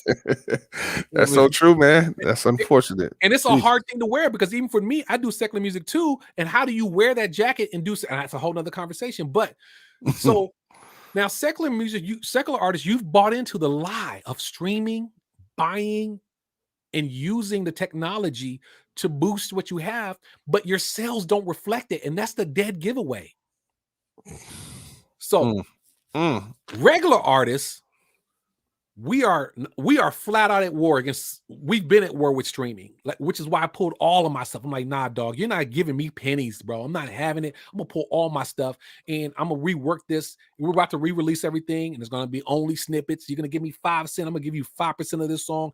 Regular artists is trying to find ways to make sure that it's equality in what they're doing.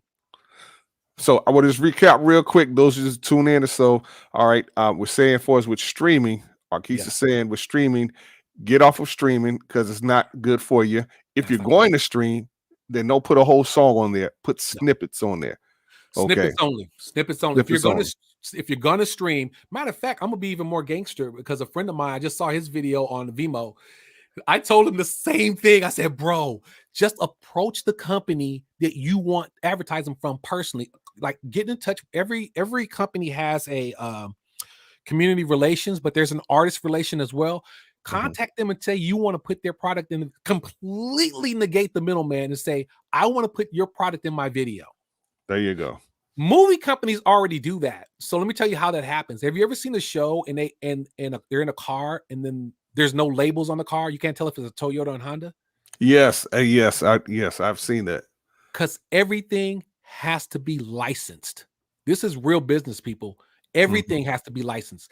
So the way you get a license, you say, hey, I'm going to be using your car, and it may cost a fee or it may not. For artists, there's not going to be a fee because you're doing them the favor. You're saying, hey, I'm putting out this song and I'm going to have Amazon Prime. Looking at it on my phone, make sure your logo is seen. I'm going to put that in my video. And you guys negotiate. You start negotiating one-to-one. It's work. People, look, get back to doing business first of all. Let alone if you're hiring somebody. There are a lot of people that you go DJ Ronnie. There's a lot of people that DJ Ronnie will have on as far as marketing promotion. If you hire a market promotion, you can either hire them to negotiate with these companies and get them they'll get their percentage. Like, hey, I want you to approach Nike. And of course, the bigger you go, the harder it may be. But at least if you're paying, at least if you're going to pay somebody to do marketing promotion, at least let the quality of what you're asking them to do be of quality of what you're going to get in return. I'd rather know that they contact Nike and Nike said no versus not contact Nike and do something else that has no outcome. Nike, you can say no to me now, but now I'm trying to find the platforms that Nike's in. Nike likes to go to Vegas and doing these big old, all the big vendors. Like for musicians, we all get together at NAMM. Guess what? Nike, Adidas, and all of these business companies get together for conferences too. You go to the conferences, bro. Got to be proactive. Can get out, man. Matter of fact, speaking of Nike, and the big controversy is with your boy, little Nas X or whatever. Oh my God, just saw his video. Yeah, man. Hey, but I said in one chat, okay, Nike chose to go with them because he has numbers, he has influence. And unfortunately, the church doesn't have the type of influence. So y'all can speak negative about it. I mean, the video sucks. It is what it is. The video, it's one of the most horrible videos I've ever seen. Yeah, it is. But it's business numbers. But go ahead. Bro, you said it all. Listen, people, the day of Christian influence over anything is over. And it became even more over. And I hate for you to say that because you had some prominent, and this is going to jump off subject real quick, but I'm going to the nail in the coffin for us was when you had all these prominent TV pastors and ministries saying that Jesus told them that Trump was going to be president. And this is not political. You could have said Biden going to be president. The minute you say something like this, Jesus told me, you don't think Jesus is going to be like, excuse me? I said, what? What did I say? If you don't think this is the stuff that pastor from Japan was playing, y'all, we play with God too much sometimes. And one of the things you have to stop saying is Jesus told me. Amen. Because you are certifying that the King of Kings and Lord of Lords told you A, B, C, and D. So then when it don't happen, what? He changed his mind. I'm sorry, that's not the Jesus I serve. The Jesus I serve will tell me, don't worry about it. I got you. He may be real vague about it. There's been times he's been very specific, but pretty much everything he ever told me he was going to do, he did. But a lot of times when he told me, he always told me, like, I need you here doing this. It doesn't seem like it's what it is right now, but I got you. You know, it doesn't come out that way, but at the end of the day, that's what it is when the conversation between me and him happens. So back to what we were saying with Lil Nas X, people, data farming is the new gold. Data If you farming. don't believe it, you are missing it. They could care less about what is being seen as a Lil Nas X video is clearly, but every time someone clicks on it, and when I saw it, if I would, as music industry people, sometimes we have to watch things to see what's happening, what's trending, and what's horrible about it. And that just verified to me that the next time I do a Christian rap song, I need to be going for the devil's throat. And Christian rappers, I hope you're listening right now. Yes. Because Yes. y'all been following this style of music. Come on now. This style of music that the social media industry has created. Back to what I was, matter of fact, it got me right back on point. So all these little this and little that, I want you to peep this game, people. Using these bots to fool you to think that they hot, they wasn't hot. And then as soon as these guys take over, they start a whole new drama, a whole new trend.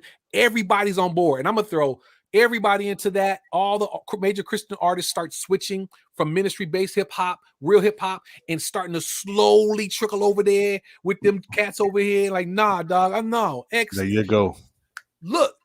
And then even after they had try to get us to wear dresses, you didn't even see the real hustle in the game. You thought it was about your music. Bro, it's straight spiritual warfare.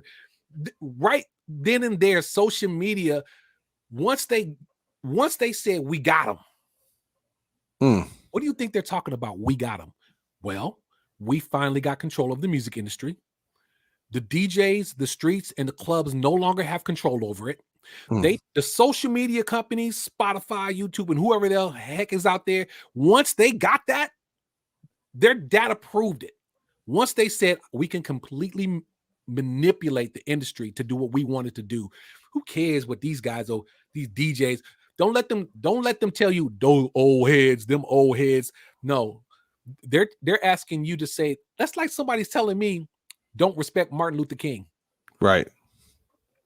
Could you imagine me saying, "Oh, that old head, he don't know what he's doing"? That would never come out of my mouth. Like that's like them saying, "Don't listen to any of the civil rights people." Them old heads, they don't know what they're doing. That's the same thing they did with you guys in hip hop. They told you, "Don't listen to these old heads. Don't listen to these cats. They don't know what they're talking about. Follow us over here," getting you to buy into the big lie. Now, social media artists have completely taken over. You don't believe me? Go on YouTube. Go look. Go ahead. As you said earlier, it's right there in front of you. I mean, whether you choose not to believe it or so, but even with my company, Music Industry Makeover, we've been saying, okay, build a fan base. Okay. Right. That's, stop worrying about the charts, getting on such and such. Build a fan base, build authentic fans. But you got to. And now that you said that, let's talk about that. How to build authentic fans. I'm going to say the focus. I would rather have you make dollars than pennies anyway. We're talking about the music business. Fine, here we go. We already know what you need to do as far as the streaming services. Some of these streaming services are slick because some people have already started it, and they have a time requirement that you must. Go ahead. Yeah. Go ahead. Yeah. I think I did. I'm here about that or so. Time requirement is that you must upload a certain amount of time for it to be allowed to be streamed.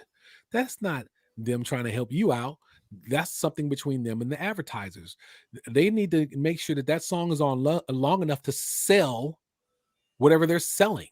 So okay, no, that's no. I was thinking of something else for us. What were you thinking? Say it. About with the bots and everything, to where you have to have a certain amount of folks on at this time, and for us authentic listeners and stuff, that's streaming at a certain amount of time. Yeah, that's true. This is the way this is how the Spotify. So understand the bot, the AI works like this for all of the social media music platforms.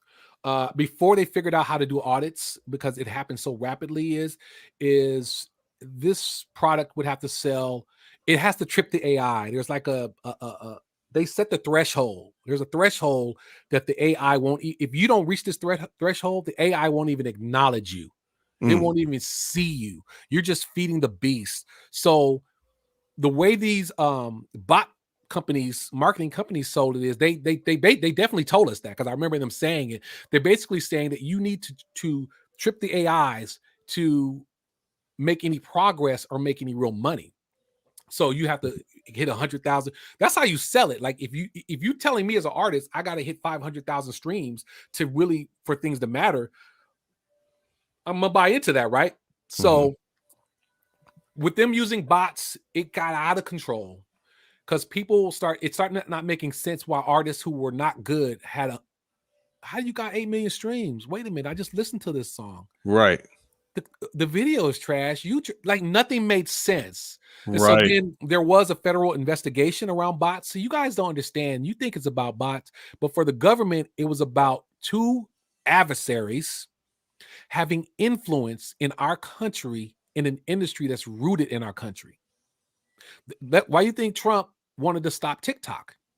Because they flat out knew, which we all know, that the TikTok's number one goal is data. Data is who cares about your song? These companies could care less about your song. They don't. Data's king. Data's king. They don't care. They just want they care about how many people see that advertising in videos. What's in the video? How do we data farm it? That's it. Forget everything else. Forget your music and everything else. This is business, people. Business. Come on, man. So, go ahead. Yeah. No, I was just going to interject. For those anybody that got any questions or comments, feel free to go ahead on and post it up there. Yeah, go ahead. Okay. They're probably taking it in like, God. I know, right? So I know what you're thinking. I know what you're thinking right now. Well, what am I going to do if this is the truth? Then why should I even do all of this? Like, you know, you can be discouraged, but I'm trying to actually encourage you to make change. Start over. How do you start over? First of all, let's see if I can find this guy's video. Man, yeah, this is some good stuff right here.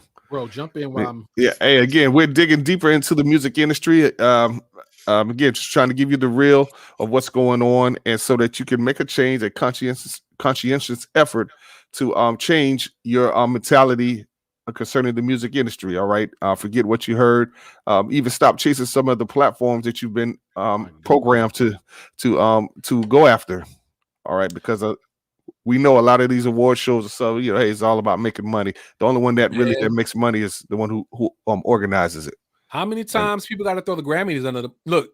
The Grammys is in serious trouble right now. You know, look, you may hate 6ix9ine. He is definitely the biggest snitch of all time, but his snitching be true. and my man Jace, hey, the data headquarters come from Switzerland.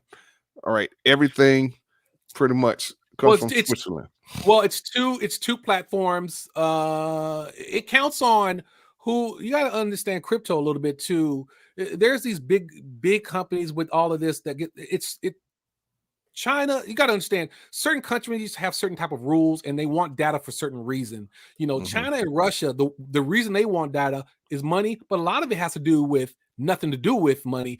It really has to do in getting access. How you think we got the big Yahoo hack? How you guys think these big hacks happen? They need data. They need to know They need to know little things about you as a person to hack into your accounts. That's kind of understand that for Russia and China, their data farming can be different than what Switzerland is holding. People use data for different reasons. Advertisers use data for different reasons. So I just want you guys to understand that. Like our adversaries, they want to know your password. And what better way to do that is to data farm everything about you. Wow. We had massive hacks this year. How do you think they got into this stuff? By data farming. I'm looking for this guy. He says something really. Man, hey, thank you so much, Dex. I'm Dexter for joining us down there in Baton Rouge, and everyone else. Again, hey, you know, we're talking about digging deeper into the music industry, and so you can learn as much as you can. I know there's a lot of information being processed, and we're gonna have to definitely keep this up for us. Even doing this in a series, we want to do this on Clubhouse as well. And just giving out the information. All right. I'm looking for again, ask questions, learn, you know, and assess what you've learned in the past. Okay. You know, and What's Yeah. what's the thing? Insanity is doing the same thing, expecting new results We've all okay. gone insane. in We're the all in the brain. we're all in the asylum, and we're I'm telling you, it's time is enough is enough. Y'all see Yes. me hop on here, man, just frustrated and upset right Yeah. now because I'm like, who aren't we all in the same industry? How do they not know? Well, sometimes you don't know because somebody's not telling you. For me, I wasn't the luxury of it because when you're in LA at certain levels, you get access to certain truths. You see what I'm saying? Right. And those certain truths will hurt your feelings once you climb up the music ladder when the color starts disappearing.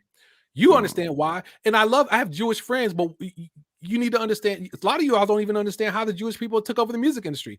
You have no idea where that's rooted at because you don't know. But once you find out way back when how they ended up with a lot of the people, why do you think Ray Charles said, "I want my masters"? Yeah. Did you ever wonder why? There's a lot of stuff. There's James Brown too, right? Look, Hey. I can't be mad because you can't be mad if you love money more than knowledge, and something's wrong when you get the contract and the publishing's off, but they offer you. So I'm just saying, like, I'm not saying that back then the things bad didn't happen because a lot of stuff did, but what I'm telling you right now is we're telling you what's happening. Everything after this is your fault. You know what I'm saying? Hey. Oh, is this the guy I'm looking for? Hold on, let me see if this is the guy. Research again. Hey, get this information out there. Go research to see exactly what it is that we're saying. And I mean, hey, it's there available for you. But Man. yeah, as you said, from this point on, hey, it's your fault if you don't achieve your goals, if you don't get to where. And that's the main thing is finding what is success to you. What is your goal? Oh, all right. Oh, that was so good you said that because for some people, feeling like they're making it and making it is two different things. Very much so. I have an artist that I don't work with, but we still keep in touch in LA. And this is a lot of my artists. I'm very blessed. A lot of my artists, the people that I work with, have done very well. But I have 3 artists who did the opposite of what I told them. I said, "Hey, look, you're here in LA. Here's some things you can't do. You can't go to mansion parties and try not to do too many red carpets because it's going to give you the illusion of making it because you're around these people That's and good. you're going to feel like you've arrived. If you're chasing something that's not authentic, you're going to fall off." Right. And so we just talk real. She's back now, and she's like, "I should have listened to what you said." I'm like, but why didn't you? And that's always listen to me, people. Why do you not listen? Why? Well, and my wife has said it before. It's that we sometimes we may not take the information because we don't look like the success that we're trying to accomplish, or that the individual is trying to accomplish. Even though he's giving some great information that's going to help you, but Right. Okay. It's true because some of you guys are counting plays, clicks, and streams instead of counting souls. Hey, what's your foundation? Exactly. I like to count souls. Souls is hey. Hey, I've been in this for over 30 years. I'm doing Christian hip hop radio, just radio period. And hey, again, folks have been blessed by what I do, and that's what keeps me going. Hey, all right. That's you're one of the people I feel that really has been trying to make change. Having me on here right now is you not being afraid that listeners may not like what I'm saying because it doesn't fit their narrative. That I can't find this. The reality is we need DJs and hosts to talk about these difficult conversations. And the video I was looking for, there's a guy who says, "And you want free beats?" And what his video is, it went viral. What it is he scans his studio and puts the price of everything in the studio, everything it cost. Right? He's well into the hundreds of thousands, man. Like the mic was $5,000. I mean, he said he keeps saying, "You want free beats? You want free beats?" But I understand where it comes from because social media artists are used to just downloading an MP3 and taking that MP3 to the studio and creating around that MP3. Where real artists, we're not used to that. I don't come from that era. I come from, you're bringing me all the stems. It can be 32 to 100 tracks. You might do another 20 vocals, and this project is going to be huge. And I understand, and the artists understand why he's going to be paying this money, is going to write it off because he's a recording artists. Social media artists don't think like that. At least not most of them don't, because I get them in the studio all the time. I'm like, what are you bringing? Oh, an MP3. I just go like, oh God. Wow. You're bringing MP3. How many hours you booking? I'm gonna book 1 hour. Oh. I stopped. Like I don't even do them anymore. Right? I was like, okay, I'm not even. It's only. I said, let me tell you what's gonna happen. You're gonna book that hour, and I'm gonna do a quick mix. Right? You want to come in you want to pay $50 an hour every time you want to change something, or you want a flat? Oh, I'll just do the per hour. Of course. Now I'm in his pockets because I'm like, bro, can we go to the? Then they go, oh well, can we go back to the flat? How much is? I'm like, bro, you opt out of that. You don't get that option now. Now you're gonna pay $50 per hour every time I change it. Every time I do something. Anyway, I don't want to divert, but I'm just saying. And it's good that you said that, because again, a lot of this is some of the stuff that we deal with when it comes to business and folks trying to nickel and dime you. I'm like, man, you know what? Like, for example, if somebody wanted me to DJ next weekend, whatever, and I gave them my rate. So, okay, I thought somebody that was cheaper, but let me know if you're available. And then I'm like, you know what? Hey, trying to do these $100 gigs or whatever is going to be more of a headache than anything. Yes. So it's like, hey, I'll just pass on it. Okay, and let me help you guys about DJs real quick. So let me tell you guys something that you may not be aware of, and DJs are good and bad at this. So let's say a DJ does your party, and he's even on Instagram. You guys don't know this. Let me tell you, Facebook and other platforms now, since Facebook doesn't want to pay the royalties, Facebook is saying it is not our responsibility to pay out the royalties to ASCAP and BMI. It is the person who is actually doing the streaming of the music. So, I don't even have that letter. A friend of mine just got served. A DJ friend of mine just got served with a cease and desist from some publishing company, but a major. So this is what Facebook and other people are doing. They are providing the data of DJs that are playing the music and submitting that only. Their role is only the submission of art people who are on a regular basis playing music that has not been licensed. You can't. So when you put up, I do not own the rights to this song, it does nothing, because by the fact you're playing the song, you are executing somebody's copyright that they expect that you have, right? So the way around that for DJs is that we have, even for me, I have a waiver giving me permission to play whoever it may be for free without recouping any royalties, and whoever the publisher is, I'll just send that to the publisher so they will not be sending out stupid stuff to me. You know what I'm saying?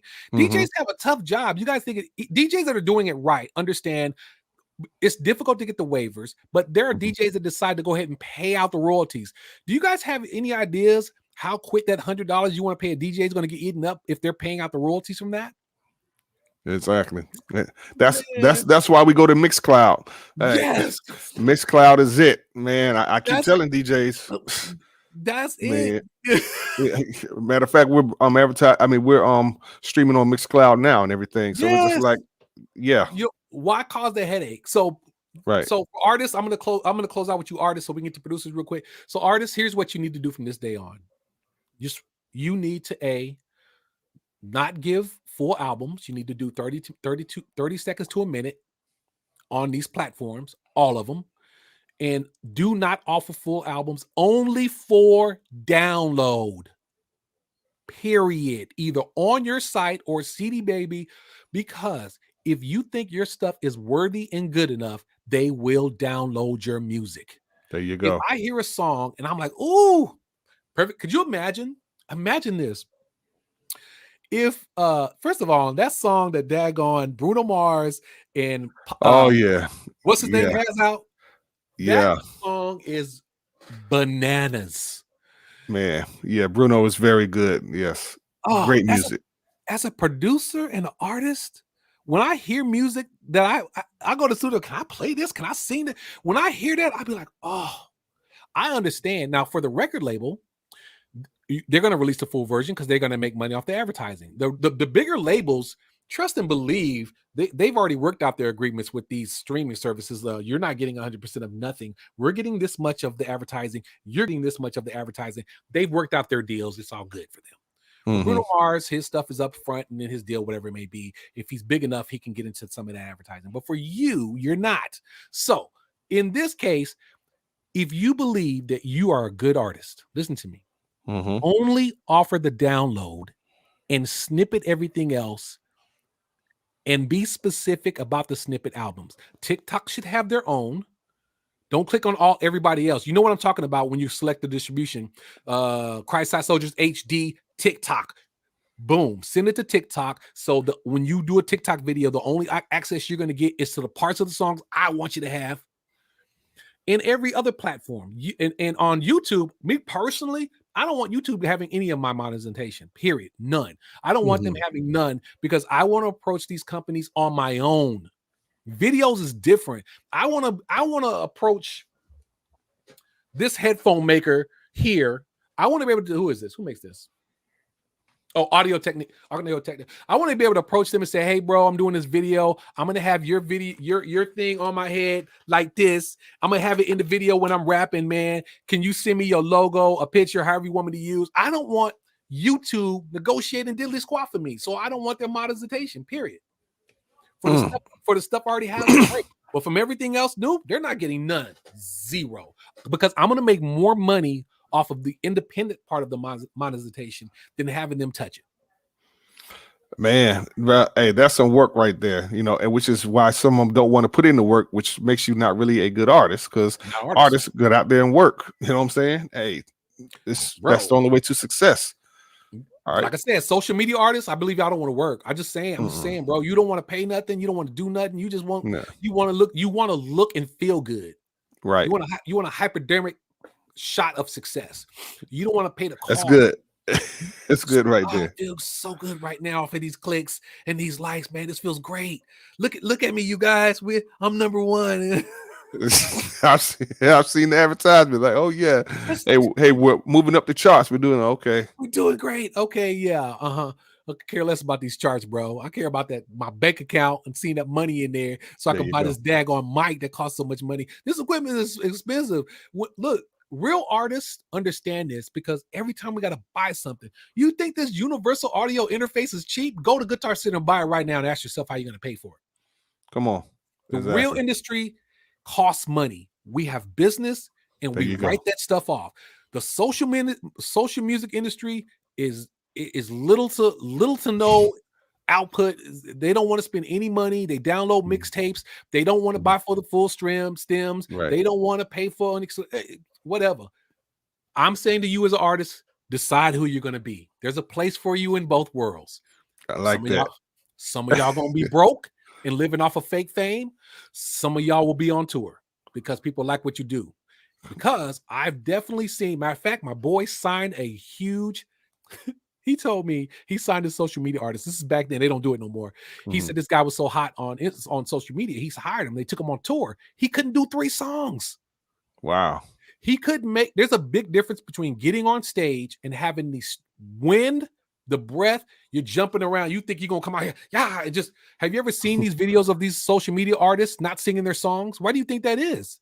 They do 3 lines and they let the audience do the rest. Why do you think that is? They can't. Wow. So, man, look, hey, that's going to be a talk show in itself, because that's all. Touring is all by itself. Look, we've been on here for 2 hours. We've been on here 2 hours. I know, man. Time done flown by now, man. We're gonna have to definitely continue this. Was good. This was good, man. I appreciate you, because the next we'll definitely talking about production and engineering, and that needs to be separate. But I think now, bro, no artist out there can't say they don't know.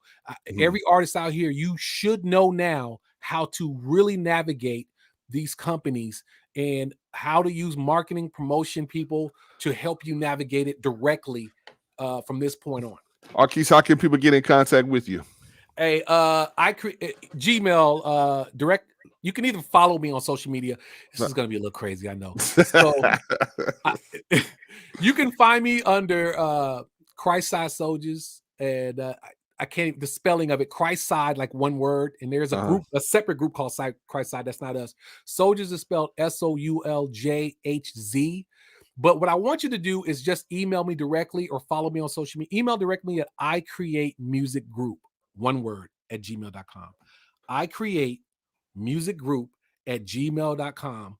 You'll see me on a lot of these platforms. You can hit me up anytime, but you can also save up a lot of questions for DJ Ronnie, and he'll have me back on because we have to keep promoting these type of platforms as well. Mhm. So directly, if you need consulting, hit me up. I'm gonna Thanks, get, bro. you know, we're gonna be good. There he is. There I am right there. There he is. There. Okay. All right. You Yes. know, there I am right there, and that's the best way to get in touch with me. Awesome, man. Awesome. Well, hey, again, well, thank you all so much for hanging out with us, those who Yeah. came through. And yes, get in contact with the man, Arqese. This is a show that again we really just came together. It's no formal name yet, whatever, but hey, I love it. You know what I'm saying? These are the kind of conversations I'm talking about wanting to have.